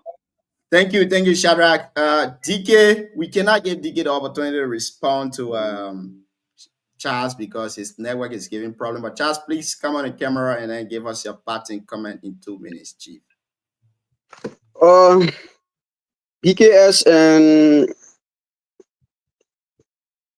the entire panelists, I want to say thank you for providing us the opportunity to explain some of the issues that we are faced with as an institution, as a people. The issue of Nima University, it is not only unique to Nima University, it's across the country. If we are to gravitate from this, the government need to do more. Like I was saying, I was just giving an example with the University of Man. Just a man right here, the facility they have. Even our bigger University of Liberia, don't even near them when it comes to facility. Jara right here to next door, if you see the facility they have, just their health sciences college alone. So we need to do more. Government need to put in more resources into education. And the little we have as a country, we as a people, as a country, have to stand up. We have to contribute. You can contribute in any way. Those of you who are in America, in Canada, and so, if there's an opportunity you feel that Nima University can tap into, you can contact us. You can share that idea with us. We'll be able to pursue it. So we don't know all. We are in a learning curve, but our mission at Nima University is that we will not leave Nima University the same. We have come to develop Nima University, and history will judge us. Posterity will judge us. So we need your support. I don't want you to be like my brother TK way. When you finish swallowing a deeper or planting doors in America, then you're ready to talk to us. He can bring the idea. So we are willing to work with every one of you. Wherever you think we can tap into, where there's opportunity, we are willing to tap into it. And we are also open to correction. We are open to suggestion. Whatever idea you feel that when you bring it forth, it will be able to develop Nima University, we are open to that. So we say thank you, and we will always be available to appear on your show to provide information as to what is happening to the People University. Thank you. Thank you, Are you guys hearing me? Is Charles leaving now? Charles is leaving. Yeah, DK, you Charles, my dear brother, just wait some more. Let me provide some clarity before you leave, even when you're doing after doing your parting comment. Are you guys getting me? We're hearing you, DK. Okay, sorry. So when I'm leaving from the Wi-Fi, my internet will be fluctuating this way. Charles, professionally, you are my brother. So I will not respond. Yes, I will not respond to you, the Melvin Yelu. I think the only person I don't know that is in administration in the place that I just heard is the president. So my response the last time was in regard to the faculty's member that were demanding for certain things. So at the closing, we are panelists here were asked to give our response about what is happening there. And so in my response, I said, I think those guys who are in leadership at the university currently are not qualified, Charles. Charles, you can't be vice president for the university. You say you're in learning curve. When you're learning, the people you're teaching, what they're learning. Charles, you are the vice president. I know for why and what. This is not only on you at Charles Nwankeye. Don't take it as an offense to you as a person or Yelu or any other person. Charles, if you are learning, to me, that university for all of us. Charles, if you are still learning, then if the better university sponsor you, you go learn, come and be prepared to deliver for us. Charles, we're talking about university here. The first question John asked you now was, you said they can have masters. Master in what discipline to be vice president, Charles? And you say you can get master as a sweeper to occupy the position you occupy? Who set that criteria for the university of NIMA, for Christ's sake? And when we say it, just for the benefit of the university, for all of us that come from NIMA, that this is our home, this is our heritage, and this should be the best for us, somebody take it as offense. No, Charles, everything you say here, I'm not holding it against you. That's why even when I made the comment, when you call, even in your text message, everything you say, I said, no, Charles, we'll give you the opportunity to come and respond. I even said, whoever you have in the university, come and respond. We even provided you the opportunity. The opportunity we provided you the last time was to sell your idea of the university, Charles. We don't have any, as a person, don't have anything against you. But Charles, if people are listening to you and everything you said, your qualification, and whoever there, and the criteria that was set to take you to that position, Charles, that university needs to be closed. There is not a university. You're taking back to the community college status. You're taking back to the community. And one of my points I raised the last time was, Charles, there was no serious committee, serious search committee, that even the committee published the requirement, everybody around the world for people to apply for the position you apply for. You went there because you are a member of NDR. Okay. Your uncle is occupying the position because that was a political. Charles, I thought you spoke when I done, they will give you time. Okay, go ahead, but then you the guest. Arrest. Yeah, listen. DK. Okay, DK.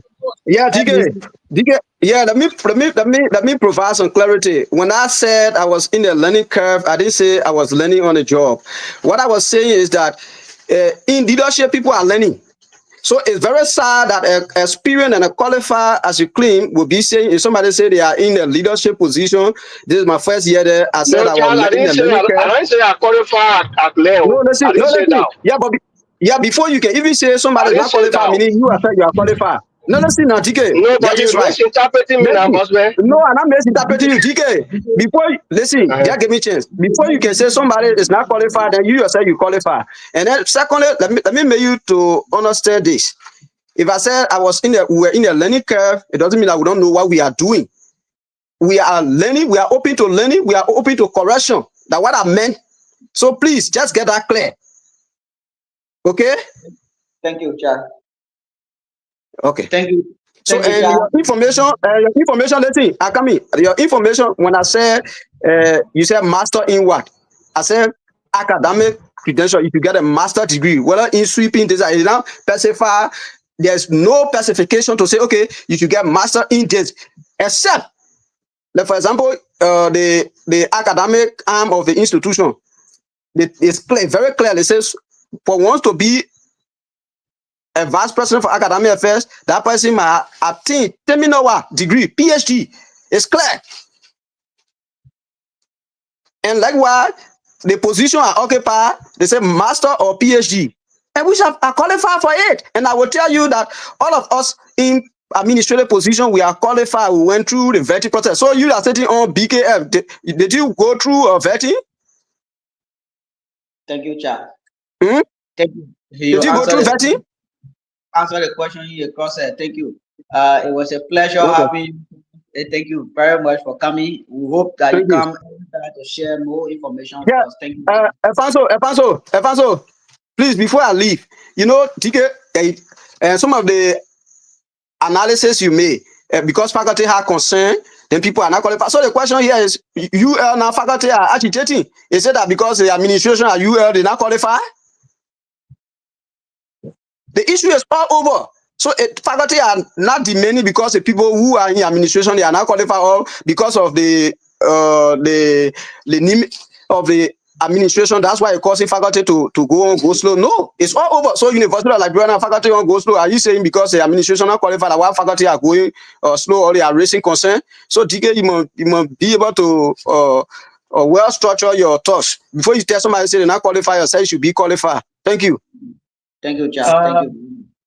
Charlie, I want you to maybe hang on and get the responsive or closing comments from everybody, or when you retire, you should monitor to the very end. He will get it. He will get it. I think you will have the opportunity to know what everybody will say. I was sorry. Are you? I'm not liking the direction the conversation is taking. Oh, sorry. Okay. You can hang on. If you go, you be in the battle. Yeah, everybody closing. That's why you no, I'm listening. Yeah, listening. No problem. All right, Cha. Thank you very much. Join Chris, welcome to the show. Let's get you. Thank you. Let's get your. The two Malawi contestants are just laughing. The issue between Charles and DK is a long-standing dispute. If the Malawi you parliament, so I just laughing. Union Parliament. So that long thing between the two of them, if we give them the opportunity, they will hold and pull with that kind of one understanding. So let's leave them. Charles, I don't know whether Charles will give us his part. But I think it'll be okay. He give us his parting comment and he leave us on the show. Then we can give our analysis and our parting comment. We can start the analysis. Let's forget it. He just say in the back to listen to others. Charlie, tell us your final words. Let's leave you on the show. Yeah, you already gave me a final word. You already gave me a final word. You say in the back. All right, no problem. Good. So, I mean, we can bring Chris on the show right now. We will start with Mr. Mafasin. Then we go to the lone female on the show. We go to Shadrach and other people. Mr. Mafasin, you have 2 minutes. All right. As usual, it was a great show. And I want to say thank you to Charles. Thank you to all administrators and faculty of the NIMA University. You wanted to give me a scenario, so I beg you don't forget about it. They will explain me well beyond 2 minutes. Yeah, so let's hear you. So I know the role you occupy and the responsibility matching with the honorarium is much more sacrificial. And, you know, to prepare yourself for XYZ period of time, especially given the maxim that education is the key to everything. You acquire the key, but yet your take home can reach you home. I think it's something that government must look at holistically. To be serious about the growth and development of our country, premium must be placed on education. So to even go into discussing qualification, then one must think what are you providing first and foremost before you dive into the issue of qualification? Because if you put competitive bidding for the job, you put out the position of vice president, for a university with the salary range of $800 to $1,000, where will you find the qualified people from to take that responsibility? Somebody with PhD, somebody with years of experience, everything that is required of the job. It's just an uphill task. So I think we have to encourage people who are making the sacrifices and stepping up to the challenge and to the task of molding the minds of our future generation. It's going to be a serious one, whether output will match the expectation. I would say no, because before you expect output, the input must be able to determine what output you get. And on the part of our government, the input is quite infinitesimal. So you can't expect any output of such an input. Because even if you have the young guys to have the zest to want to do something, to want to expand their own knowledge horizon and produce, what is there as a factor of motivation that somebody would take the whole night burning the candles and making research? In fact, the whole research industry is discouraging because you provide results or findings that are not used for decision making. But my 10 cents to charge is that, before I close, is that when you are in a leadership position, you should have a thick skin. Qualification is not determined by what you say in your mouth, but it's based on what you do with the role you have. So if we appear on all platforms trying to justify your competence, then of course I'm not sure you'll be able to deliver on the job, because people will talk no matter what you do. I remember when I was appointed as development superintendent, at the time I've returned in the country, I've had the opportunity to enroll at some of the finest university, in a cross-pollinated way. I've gone to school in Europe, in Asia, in America, and returning, somebody wrote the then chairman of the NIMA Legislative Caucus that I should not be confirmed. Their claim was, if you were to write A at the whole of Monrovia, I can't identify A. I had no basic education. I was only in Waymon Pay's office, and Waymon imposed me on the people of Nimba County. Until when the chairman then said the groupie saw my resume, then of course he was taken aback. The very person who was making that claim, one Calvin Wonder, was a student at the University of Liberia, at the very university I was teaching senior courses. So that's how Liberia is. You're not going to be responding to everything. And you just have to have a thick skin. Otherwise, everybody will go under your skin and you will come talking things that you're not supposed to talk. You are in an administrative position. You are part of the resources that the university has. And so your activities, your conduct, your movement, your utterances, and everything must matter. So I believe today, even if one of us panelists have claimed that you guys are not qualified, for the fact that the BKS afforded you this opportunity. This opportunity is a selling point for you. So I would thought that you would just remain very professional, as Michelle Obama would say, when they go low, go high. Or if somebody drag you low and you can't low, you will end up a peak bathing in the mud, which I think is not good for our brotherliness, because we are all Nimbayans talking Nimba. Who is qualified, who is not qualified, who get degree, who don't have degree.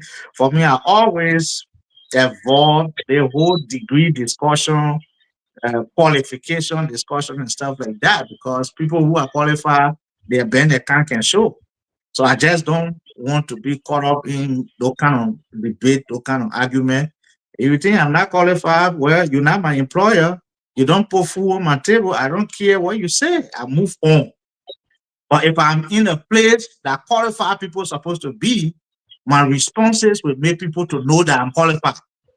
So I would want you to, moving on, wear that cap of leadership and start to being so petty in responding to every statement.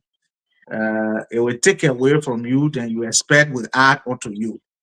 So on the overall, I want to say thank you to all of us panelists. It's quite a tough time, but yet everyone is showing up every day. I think it's fun, especially to our lone female giant.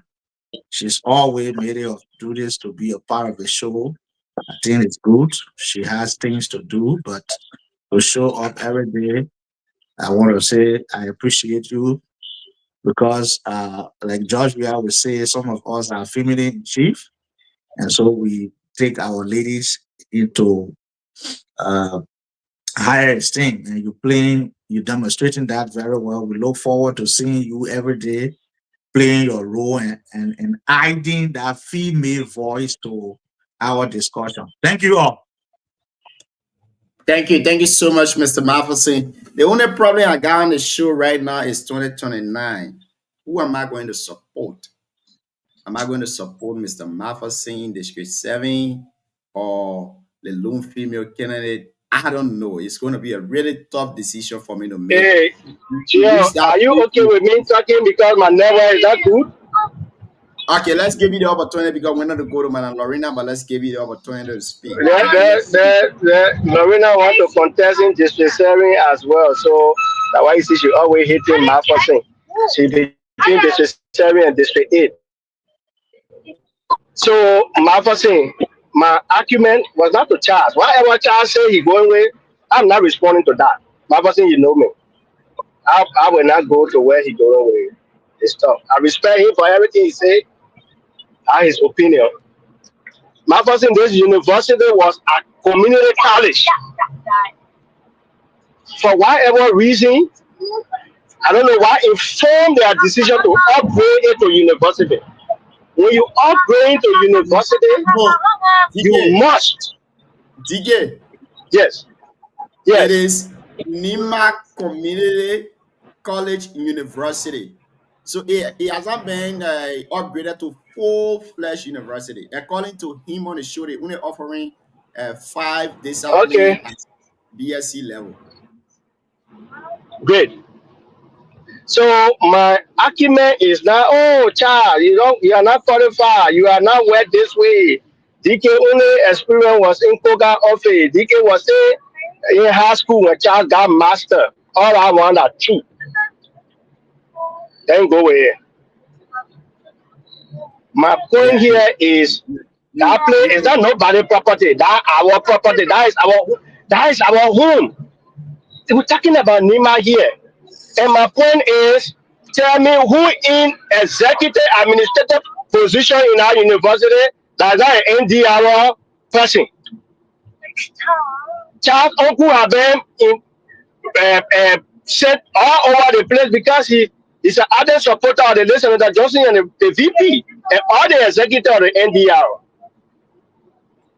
Charles went to the university there because his uncle was there. as president. Tell me that Charles and everybody at the university that were appointed recently. That's our university. That they provide any paper to us. Chaga, hold on now. Hold on, you talking? I didn't say a word. Hold on now, brother. Don't add that you making you getting mad now. Your time will come. All that thing, Charles, I didn't say a word. So that just show up.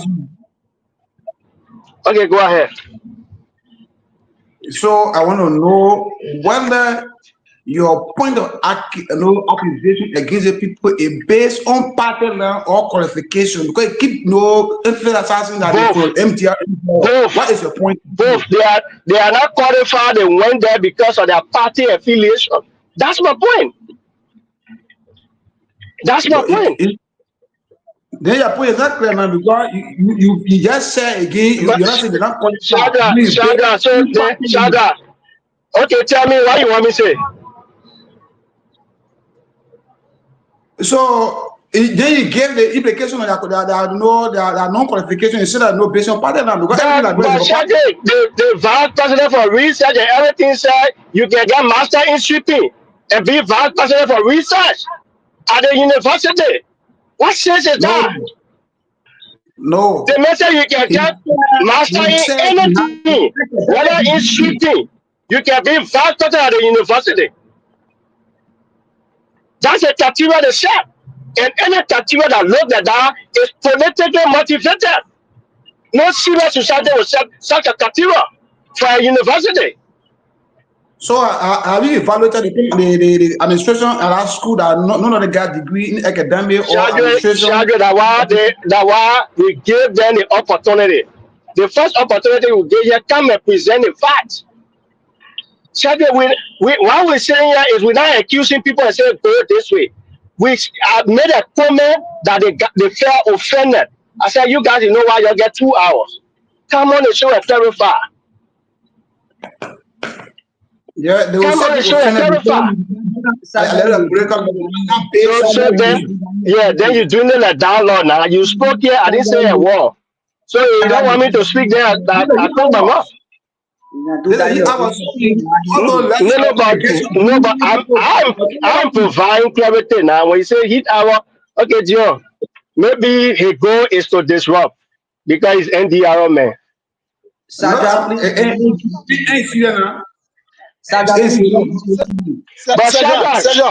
Charles spoke here, you didn't disrupt. Charles spoke here, you didn't disrupt. So why is speaking you disrupting? Provide information that is. I come in. Let me step in a little bit, right? Shadrach, give DK the opportunity to speak his mind. You might not agree with DK 100%. I might not agree with DK 100%. But there are some things that DK is saying tonight that have biases in it. Even if Charles ascended to that position as maybe his perfection or his accreditation called for, but once he's affiliating with a political party, we will blame it on the political party. We will blame it on his father. We will blame it on every other thing that he's affiliating with. That's why we gave him the opportunity to appear here and tell us, how did he ascend to that position? But Charles told us on the show that he ascended there because his predecessor left. And his predecessor had only master degree. So therefore, he as a master degree holder, he ascended to that position. Now, DK point is, if we want to elevate a university, we can't be bringing master degree holder with no experience. We put the person in that position while we keep crying for elevation. Now, did we see any other public application for this position that Charles is occupying? I would say no. Gio, that's my point. I thought when Charles and Shadrach came here, they could have presented a newspaper article that was sent out advertising this position. They were in our place. A vice president, they were a PhD student when she went there. So what you know what they told they were there supported Baraka in 2017. So they kicked them out. Charge them and send them because the contested NDR ticket, they lost, so they were finding placement for them. So can we do our what they call now? Yeah, there's somebody come. So prove me wrong. Tell me, say the position was they were paying the newspaper. They did an advertisement for 7 days, and 7 people apply, and Charles was choosing based on a qualification. I say Charles not get master. I say Charles not get BSc. I say Charles was in writing with when I was saying ABC in Yale. That's not my argument. My argument is those guys went there based on favoritism and based on their political connection, and so that university, the activities, academic activity, and everything in our place will continue to go down because those guys who are there, they are not qualified. They awarded them politically. Thank you. That's my position. Thank you. Yeah, I beg you. Alfonso, I will give you the time to end the show, but let's go to Madam Lorena. After her, you can take over, Alfonso. Yeah, before I take over, we'll close and take over now. You know you want silent me. Yeah, Lorena, go ahead. It was a beautiful show. I like the way the show is tonight. It's not every time that we'll be talking. CDC did this, UP did that, AYZ did this, CMC did that. So tonight we are kind of home because we are talking about Nima University, and some of the clarity that Charles provided, I understand that, and I actually know that because many times he and Mr. Yedu Melvin, they will come at that office to give him some feedback on the placement because that is a part of the university board. But I still hold the point that they need to be innovative. And we just heard Charles saying that they get 50,000 from the County Social Development Fund that is meant solely for faculty development. And you have somebody with a master's degree that is making 300, maybe 325 net, and maybe a portion of liberty, maybe let's say 50,000 liberty, which is a $250, which like $550 in total. They will say I'm on you and Nia, they will on the farm cooking or GB or like Benne. So then the person making a 500 with a master's degree because they are not being able to put on the government payroll or elevate at that level. I think giving them even $75, I don't know how many of them are there, but even giving them $75 to say, okay, we're giving this $75 to you every month from this money. It's not like management because it is meant for staff development and improvement. And you are giving the money to a staff who is being underpaid because they have not been put on that, they have not been regularized as CSA. That's one. And number two, every money that come, it will come for a straight purpose. But if there are pressing need, you can do a communication. I don't think it will be a crime if the university make a communication to the county administration to say, we got this money, 50,000 for this process, but we want to use 15,000 to be able to have running water in all of our bathrooms. I don't think the county administration will say no. Though he said the money had not been coming for the past 4 years, it just started coming last year, which means the other people out there, they didn't know the importance of education, so they were not giving that money. So now it's giving. So, but I think they can also decide to use at 15,000 to have running water all over the bathroom because the campus is big to have water in one station where people going to be maybe pushing it in wheelbarrow or in drum or wherever to carry in other bathroom. That alone is an indicator that water will go in the bathroom, will go out of water. Once a person tired too, they will be in those acting the working smart, and then water will go out of the bathroom. And then when it comes to qualification, for the purpose of teaching, Nima University is one of the universities in Liberia that got qualified teachers when it comes to credential. Even the University of Liberia, for the 4.15% of their lecturers either have no degree or have fake credential, NCHE 2024. So Nima University have qualified instructors. However, talking about administrative position, I don't know what the criteria are, so I cannot speak to that. But then, like I said, I did to DK to just make a blanket statement that all the people are there not qualified. I think I, as a panelist too, I think that was kind of wrong because I don't want to go into the politics of it. The person was there, they told them from there for this reason, for that reason. But what I can say that that university will be a female university, will take charge of that university in the next 3 years. It will be a whole so we take yeah, but other than that, that was a beautiful it was a beautiful show, and I think I You still want think small the whole thing. You want that one the way you say now the people when they say you come into their job.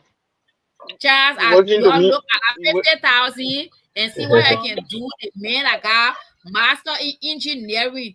I mean, that's now a small calculation to be paid 325 US and probably maybe 20,000 liberty or 30,000 liberty. It's still not it still doesn't worth paying somebody that has a master in engineering that amount. You look in that 50,000 for a county social development fund and get that maybe at least extra $75 every month. All of them are in a category extra 75 every month. That's what I would suggest. Thank you. Efanso, you can take over, Chief. Yeah, let me close there and take over. You can silence me here. I will close. No, Father, you can't close. Father, you allow me to close. You take it over. I thought You can't close. you want to close. John, can hear that. You can't tell me, my man. You can't tell me what to do. I'm not going to remain. Stay. Let me close there and take over. Because I know after everything, everybody will be leaving here. I know what I'm talking. So yeah, it was a good show. The only thing I will have to share here with Charles is a assertion on the show that this person is not qualified than me. I feel as a leader, like my person said, it don't have to go that route. I feel people will throw jobs at you as a leader, but you got to take into consideration to exhibit your maturity in the leadership position, and that I think will be good for him. But some of the things he said here, I feel strongly that it didn't last in a preview to get information. Some of the things he said, I think it will be good. Sometimes call the vice president for administration and the vice president for instruction here to get some other information cut to the institution.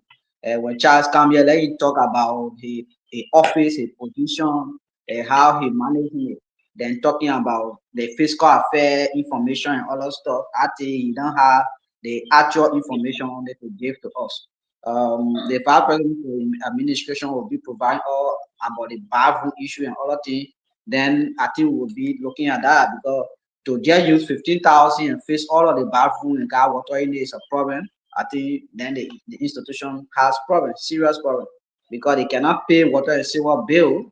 That's why the people stop them. Stop the water supply issue and everything. It's not a good thing. But the issue DK raised about party land, I believe that everybody in the country have their right to affiliate with any other political party, whether party from West, as long as that party is registered, you are a citizen, you can be part. That does not mean that you cannot serve in any other position in the institution. If you are part of the party even is leading or leading people in the country, and you are qualified, you got a credential, you can work. It cannot stop you from working because you are part of that party. So the issue of a party land issue for me, I'm not taking it that serious. Because not everybody in our institution that whole position are MDR people or Unity Party people. So but they have all affiliation elsewhere. So I don't think I can do that. But the only thing I can tell Charles, now I agree with DK2 on is the statement Charles made with asking the degree you're talking about master degree in what before you can occupy certain position. It shouldn't, the answer you gave was not the rightful answer you're supposed to give, because we're talking about vice president for research, vice president for institutional affairs. You're supposed to get at least that's something that a foreign matter. You will be dealing with foreign issue and other things. You're supposed to get degree in certain things. You can't get degree in nursing. Then you come there and serve that position because you get PhD in nursing or you get PhD in agriculture. Then you go there to go serve kind of, you know. Then those who did public administration, I don't know which position they will be serving in the institution. I don't know. Maybe they made a director.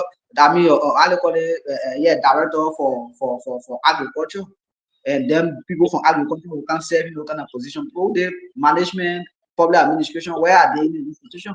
So we got to rethink our decision as a university on how recruitment are done, so that we can get people who are qualified or people who had discipline in those kind of area to serve the people of the university. We can't leave those people on ground. We put people who did, nursing courses or maybe biology, chemistry, and bring in no kind of position to can serve. It will not be a good thing. No disrespect to serving. I look at it, no department or field of study. You can serve in your college. They can carry charge in the science and agriculture department, and you will work there well because he Oakland with the area. That's where he got a master. So you cannot come to this kind of position and say you can really become you can get your master in sweeping, then you go serve. It was a disservice to people, in the learning environment. People who hear that, they comment here. People who hear that say, but what child is saying? It was not a good thing. But again, it was a good show. Let's see, as we continue discussing the lapses of our institutions around the country, I think people will start to When the message will come so thank you very much. you're saying anchor. Now I had the matter authority now to recognize to recognize Sandra Tobe. Sandra, I have problem. You are the power. I don't think so. So I Tomorrow. Hello, somebody back my friend, nothing. You have question, please. Okay, I will do that. Yeah. So thank you, Alfonso, and thanks to everybody who made our input. Let me join.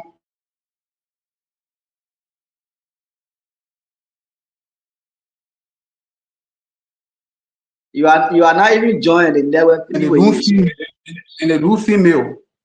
Okay. So starting with Alfonso's statement, like I agree that when you are in leadership, you become a public figure. Everybody can clean their mouth on you because you occupy a space that everybody looking at. So Charlie, I'll be a bit emotional control when somebody hates me. I 100% agree with that. But again, let me say this: let us start branding people when they're in position based on party line, based with attached to.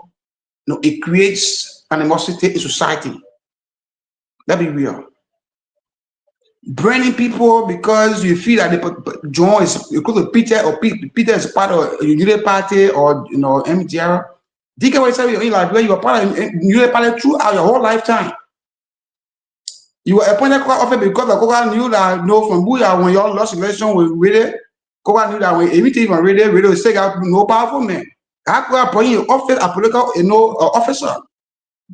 So you cannot live your entire life with political arena. Then of course you bring other people that because they are attached to MDR. This is why they are do into this. They all somebody given job.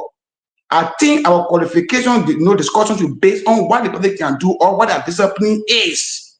So that we say they're not qualified because you can't have a agricultural degree and serve administrator of institution. Then of course will be making sense.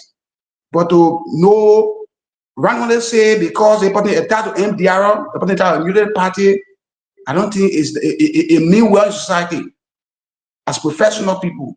The UK degree will need like the job you will get, it will based on political line.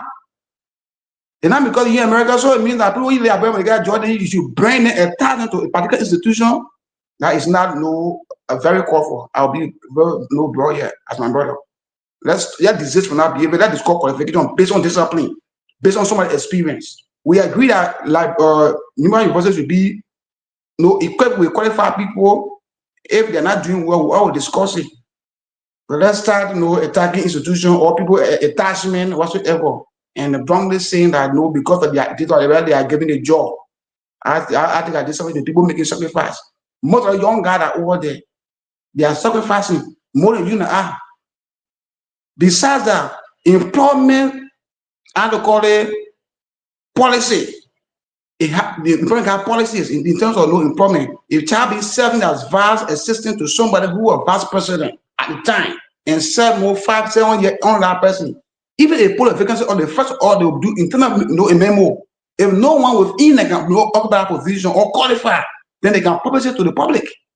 So all those things I'm sure they understand that I'm sure the procedure in employment. If that position it was needed create a position and nobody will feel to occupy, then of course they can advertise it to the public. Or when they advertise that position, whether it's existing or not, if no one will occupy within the system, then of course they can advertise it to the public. But to say let Shadrach and Charles provide article or incorporate or publication or that provision, I think I would say then you don't understand administration. Because administration is you come with some policies or rules and regulations within that institution.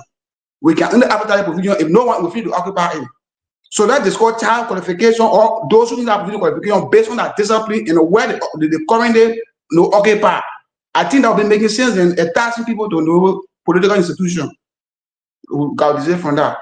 So, Senior Martin said, we all encourage those making sacrifice now because he had one of those who've been out of before. Yes, in that say diversity, I pay the money to people. But the other salary, after a year with my computer science degree, I will not say that I made that money because I will feel discouraged. It's not money. I'll be born on the show. It's not money when you go somewhere I made. If I want to go there, then me, I'm going to sacrifice for my country. And someone who can leave and go provide free service based on our profession. I tell you what, no country university or no country office before. I took my own bill at the college, computer lab for over there. They even need after me. I don't know. I didn't do for me to need after me. So we got sacrifice the way in which you can sacrifice based on our profession, what we can do, and start criticizing publicly, bring people to public relate because no SYZ they are attached to no political institution or individual acting as no disservice to society. Thank you so much. Thank you very much, Sadra. Thank you for your little oversight and recommendation. It's good. Let's get to you. And also getting away from getting away from the university drama. The only thing that we can do here, if we say something here that somebody feel offended, we give them the opportunity. That's what professional institutions do. So when Charles reached out to me after that comment, the moment he said we want to make clarity, I said the place is open. In some institutions, they will tell you to pay. So this place is open to Charles and any other person. But as a citizen of Nima, we feel something that we think is not right, that we have an opinion on. Our opinion might not be right. So the only thing you can do is to come and clarify, justify what we say is wrong, and provide the clarity. Well, somebody say, hold on, Bossman. This week, hold on, Bossman, hold on. This week, we will be having former Representative Maternity Tingba on Wednesday. We will have Les Bagoyo on Saturday. Stop. Les Bagoyo on Saturday. We will have Anthony Councilor Garrison Yelu on Friday. So we are working. I'm sure before in the next 2-3 hours we announce who we have tomorrow. So that's all I wanted to provide. But when we do that, they cut you off. Sorry, I know you continue. So sorry that I did that. I'll whip you. Thank you. Please mute yourself. Let's get to you, Chris. You are not here to ask. I know you follow the show, so you just do your closing. Let's see. Just do your observation and closing. Thank you. I work with follow the show closely. And no, I don't think people have issue with DK. If I would be in a show, I would be at DK tonight. I'm clear. This is university we're talking about. The young people, where they are going for them to be, well educated. This is what we're talking about. when Charles was speaking, I was doing research on colleges in North Dakota. I'm not just talking about Minnesota. I was saying in Fargo, where Lorena live here. I was doing research on colleges around here. In that position, Charles in America, I told a PhD holder in that position. Now, Chris. So, how much? so I'm coming. I also wait. Chris, let's call it peace. How much data you are doing research now? I want to know how much data the PhD holder is making. That's why I'm coming. I'm coming. So the issue now is what the criteria measure on higher education, right? Where Lorena was, right? How the mother give up people that level or that still to be a university? What the criteria itself? Because measure higher education.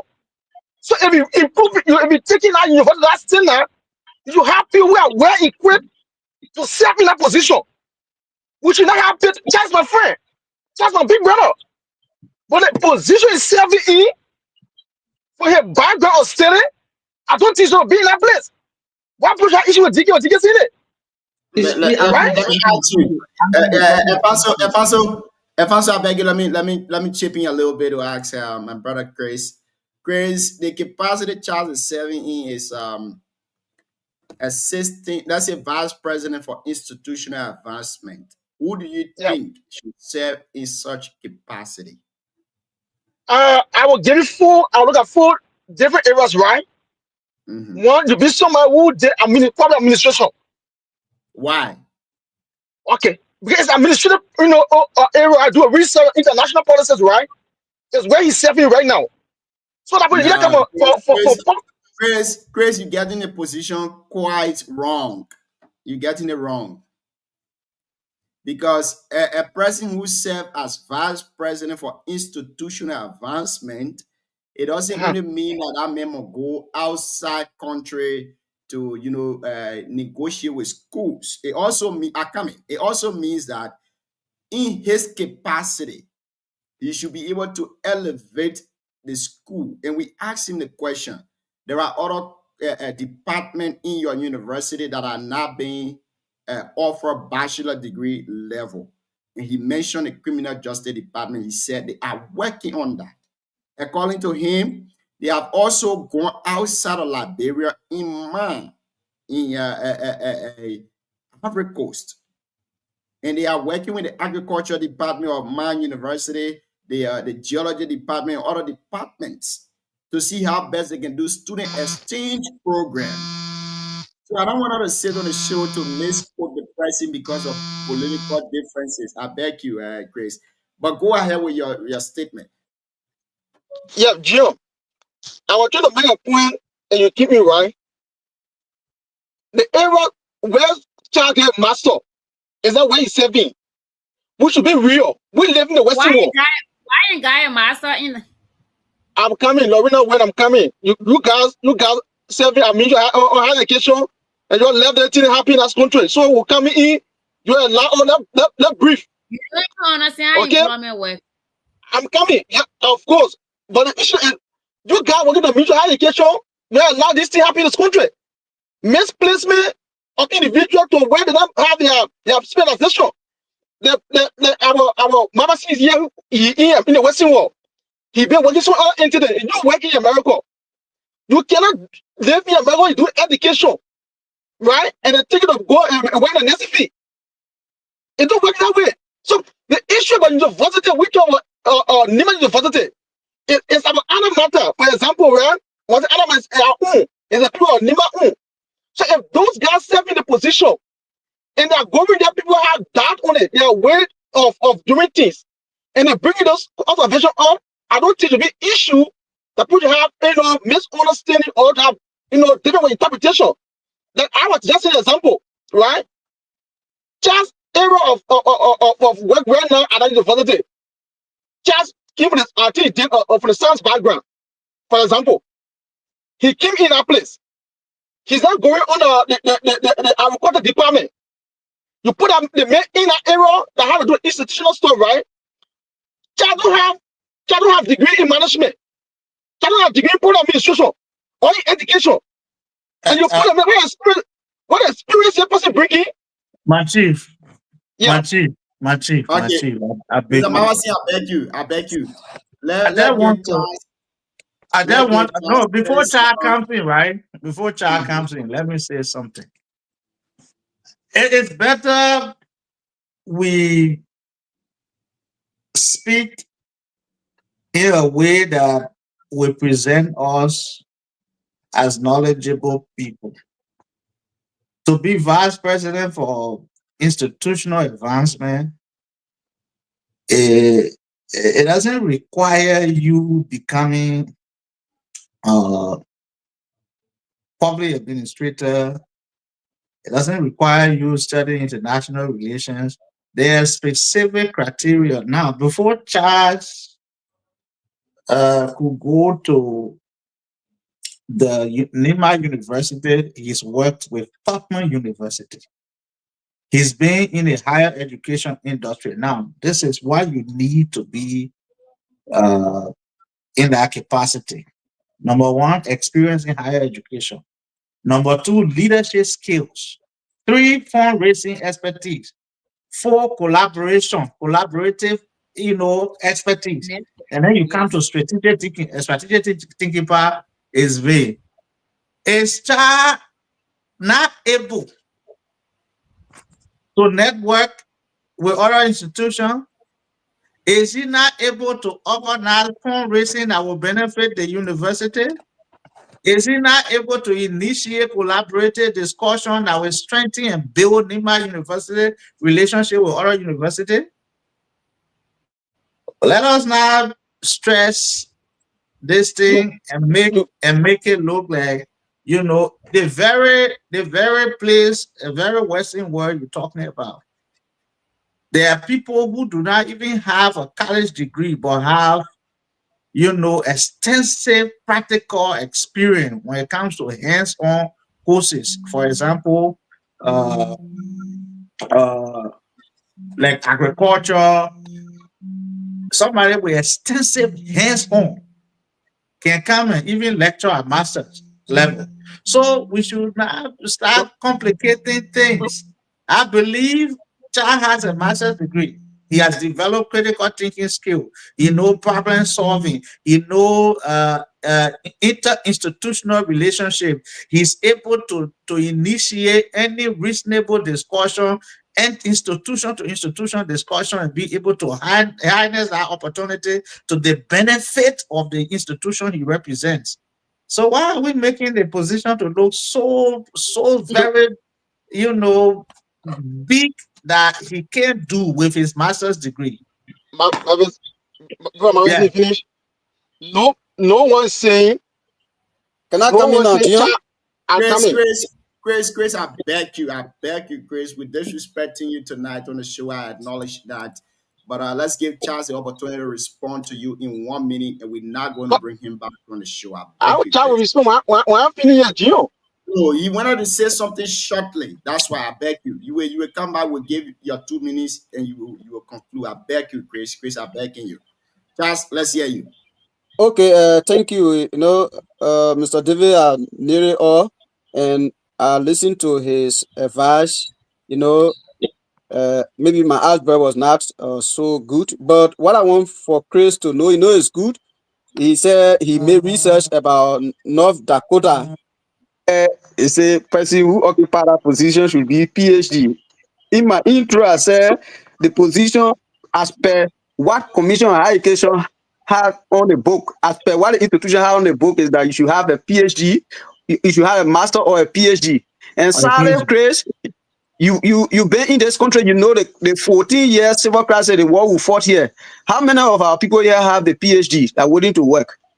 You should take this thing into consideration. Not because you had the opportunity, you went to America, you think everything is rosy. It's a challenge. Forget about war. How many person want to do for me? And I want to PhD. You can't wait for that. Even with the policy, when the Commission on Higher Education brought out policy that before you can even become a president of the university, you had a PhD, there was an outburst in this country. They were even invited to go to the Senate, to the legislature. So these things, when you comparing America or the Western education with our here, it's a joke. We still joking with education, but you guys, we should be thinking about how we can improve it. But you should not say that just throw judge. Our responding people are saying this. They say Okay, you should get Charles, a I master beg or a you. PhD. And then in the first place, somebody was talking about Alfonso was talking about agriculture. I should go to agriculture. No, Alfonso, my background is not in agriculture for your information. I got a You are master's degree in epidemiology, public health, which sorry, I are didn't huge portion of administrative courses too as well. So Charles, for information, thank you. Yeah. Charles, sorry, you Mhm. say in agriculture. Yeah. I said Yeah, if no, you are wait. in agriculture, the sound you have to be in that place. That's what I'm saying. Now that you have Alfonso, I beg you, let me hold you there, Alfonso. Let me hold you there shortly. Thank you. Charles, I want to ask you personally, because this is your position we're discussing here tonight. How did you access to that position? Were there any public, publication that we are seeking for a vice president for institutional advancement, that you apply, you were vetted, and then selected to serve in that position? Okay, thank you for the information. What happened is I know the school had a bowl, right? When the retirement issue came, my immediate boss, Professor Kra, will retire. And then the board constituted a committee.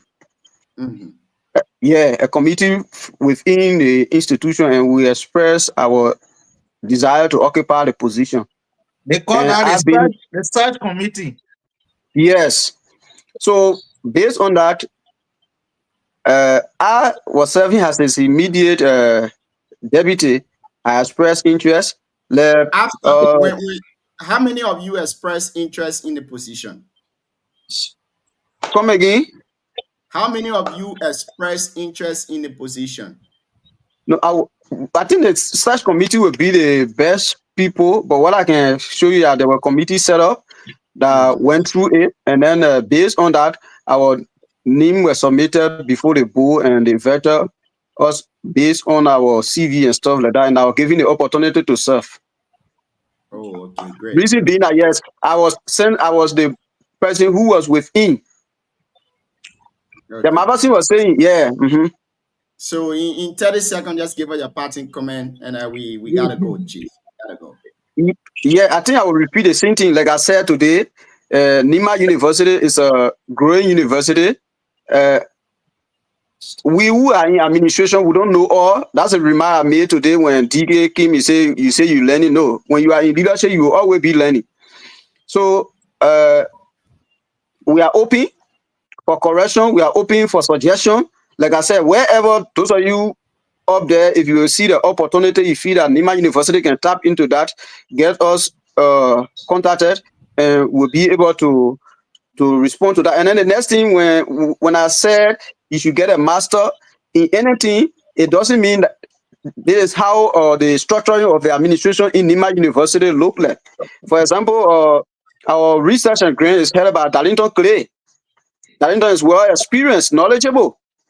So we don't just put people there because I said you should get it in sweeping, or I was just trying to make a general statement that it should be an academic. So people start to misconstrue it. So that was not the intent of my statement. Please, Nima University is your own university. Please, you can contribute in whatever way you think you're able to contribute to develop the institution. So if we start to compare with America, this, that, like you're talking about, Mr. Malcolm, we're talking about just a college in Canada talking about budget of 500 million, which is an entire country budget here. So there are challenges, but we have to manage what we have within our range, and that can only be done when we collectively work. So thank you. Thank you, Chief. Thank you so much. Yeah, sometimes y'all can provoke the guest until when the man even listening to the show, he won't come back to respond to your analysis on the show. Yeah.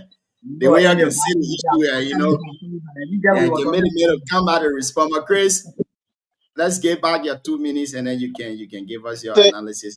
Thank you. And where was driving Charles Keaton ran to correct those statements he made, right?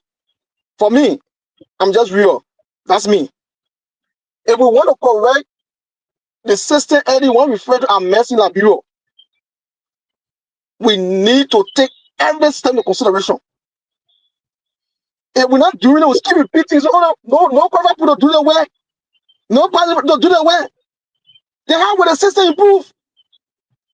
We have the country improve. We can't say that, PhD people want to work.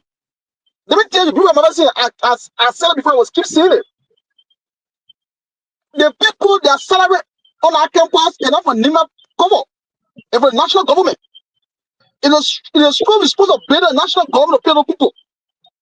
So if there are any position in our area we think that if a PhD holder will do that, the advertisement based on the civil service law, the budget law, or maybe the salary issue, that if PhD holder is in your value to get 1,500, if that that position announced, people will come out to do the work. I don't want to leave it out and say, because so many things of this. The government are working. They pay me a lot of institution. It's not Liverpool pay the people money. It's the national government. So any position that any advertised in newspaper or be announced, people get out to do it. I'm not against Charles. Time I say contain what I'm you can issue. Just my people are saying this. So I think it's thing that we can recommend to other institutions. People are charging a go for another state will come that will say fine. We're not against a position. For the institution that is moving young people to become better way to run the society and offering BSc holder or BSc and things going this way, again, that's Liberia. But people are chance, I hold nothing against you, but it's just my thought and the way things going, we feel that we need to flip it out. And DJ was saying that there's true that those positions you guys in is a critical position. I don't want the people my say, so in the Western world, they put a or experience, they don't have BS, but they can teach master. People are saying in America now, where I live now, it's difficult. Credentials, first class in the country. There's so we're going to same for here that have fake degree. They put it out. They put it out. So the criteria, the self-admission education or higher education, they have to go back and review that position. It's a further level, you do a master, fine. But I think that people are trying, other people who in that position, we can love it for them, or the school can send it out to get more experience, come and serve our people, will be a very good team. Thank you. Gio, I just want to read something for you, yeah? I will just read it quick, just will leave it. Lorena won't talk. This is the question. Why does one need to serve as a vice president for institutional advancement at a university? To serve as a vice president for institutional advancement in a university, you typically need the following credentials. 1, a bachelor's degree. A bachelor's degree is generally required. 2, a master's degree. A master's degree may be preferred or requisite. Then it came down to relevant experience. At least 5 years of experience in the field is often expected, with leadership experience in capital campaign, that is fundraising. In capital campaigns and fundraising being advantageous. Certification, industry certification may be preferred. Leadership skills, demonstrated leadership skills, emotional intelligence. These qualifications ensure that the vice president can effectively manage institutional advancement efforts and foster relationships within university and community. So do not make the position, the name to be the subject of discussion. The crafter of the policy were people who comes from higher education background. In fact, bulk of our policy in Liberia, the crafter are people who come from some of the funniest universities in the world. Many of them are not Liberians. Some of them are Harvard products. Like I remember when we were developing the NCH, the National Diagnostic Node for higher education in Liberia. We work with World Bank, people that we work with came from Harvard. So Charles is overly qualified. Charles has had institutional experience before. Can you please ask NDSU what is clarification for that position? Just read so you when you right now. What is NDSU? Yeah, NDSU, not just in the just go there now. Put out in and read about it right now. Grace, you cannot hold NDSU own criteria on other institutions. Mr. Mavasin, we can't keep having this dialogue on the show. We've exhausted our time here today. And we know all the other party men and the men can defend. No, that's no, all. Grace. When come to school, no. They play we take us home, Madam Lorena. Take us home. Let's give you 30 seconds and you take us home. I beg you. Okay. So thank you again for the opportunity, and it has been a good show, and I like the way it's going. Like my first thing put it, sometimes it's good to say things that you are very certain of, and because then you give people, you impress people who you are, because you are saying something that represents you. But if you want to say something, you want to put politics into it, and then you don't say the real thing, it gives people, an impression is not really who you are. So Charles is very experienced. Charles has taught in higher education for more than 10 years.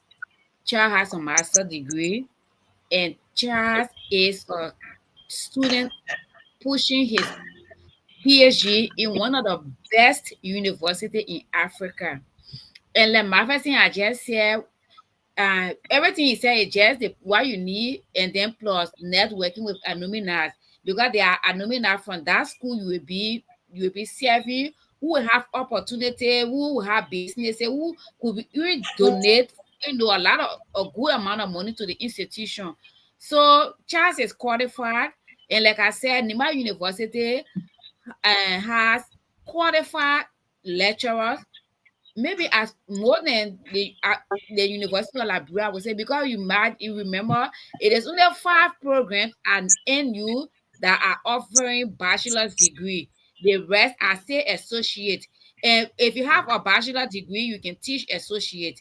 If you have a master, you can teach bachelor's. And all the guys, they're doing the competition. Everybody is just going getting a master, and everybody is going and pushing a bachelor's.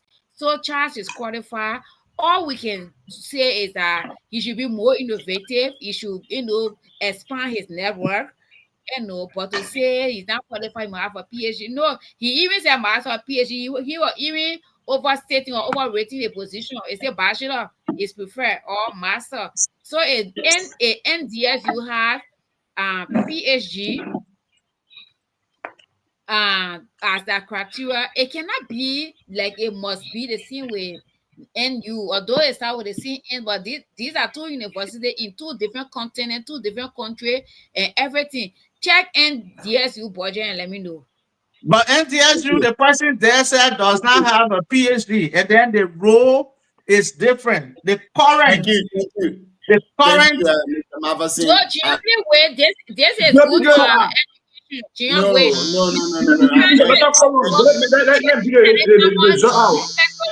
No. If somebody says something, another person will want to come and debunk. Charles is still in the Mavasin is the last person. Mavasin be the last. We've given Mavasin be the last. No, we can't do that. We've given Mavasin Mavasin cannot be the last. Lorena spoke. The Mavasin spoke. I will read my own for you. No, you don't do that. No. You see, that's what I'm saying, So if Mavasin coming again to speak, Chris will want to come, Shara will want to come, and all the other folks will want to come. So that's we want to get out information and then we can talk it and we can discuss. I go up and we can discuss. But I want you to know that it's qualified for that. Shadrach, Lorena, all of them, Chris said these are MDR and Unity Party folks. Mike McCavery is the vice president In fact, the So first thing, we can discuss that off the show. But again, I want to say it was a wonderful show tonight. It was a great one. And Charles Don't play with me. Winkeya elaborated eloquently on the show tonight. The But nigga again, reads something right, that people. we're going to be here tomorrow, and we will be discussing Liberia. We'll be discussing Nima. We're going to be discussing other counties within Liberia. It has been a wonderful show. President Joseph Yuma Boakai passed Liberia today. Of course, we wish him all of the best to his conference in the United States. We wish him all of the best. Information we're gathering is that he left with 40 delegates. 41. Recently. 41. Okay, it's unconfirmed. It's national all I get to say. Unconfirmed information we're gathering is You, that you know, person. you know what I meant? Try not the man you put together needed. So it's 41. Again, we will be here tomorrow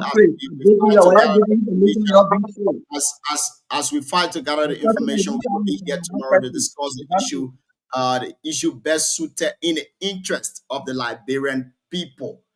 But one of the questions I remain unanswered is that who will Junior Payne support in District 7? Who will Alfonso Wumbo support in District 7? All your female representatives, let's support the woman, lead the man out. Oh, I beg you.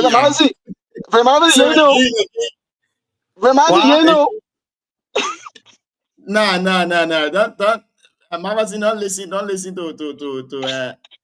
listen to Alfonso. But what we want to say here is that it was a good show tonight. It was a really wonderful one. Mavasi made a clarity. Chris made a clarity. Charles Winkeya was here. And one of the great information that I gathered is that the criminal justice department is still on bachelor degree level. So if I'm leaving to go back like bro, my master degree in public international law, they will need my service. But what I don't understand is that why would you pay me $800? No, I can't pay the kind of money for tuition that you pay me $800. But it was a good show. You get international point before you can go international law. You want no breed double to right? Never again. I was just kidding. Not that I'm affirming for your Nima University, but it was a good show. Hoping to see all of you guys tomorrow so that we can discuss issue affecting Liberia and its surrounding. Have a blessing. Who's our guest tomorrow? Thank you. Tomorrow is Takpo Mambia, former candidate of Electoral District 5, Nima County, will be our guest tomorrow on the show. Honorable Takpo A. Mambia. Okay. Thank you guys for being here.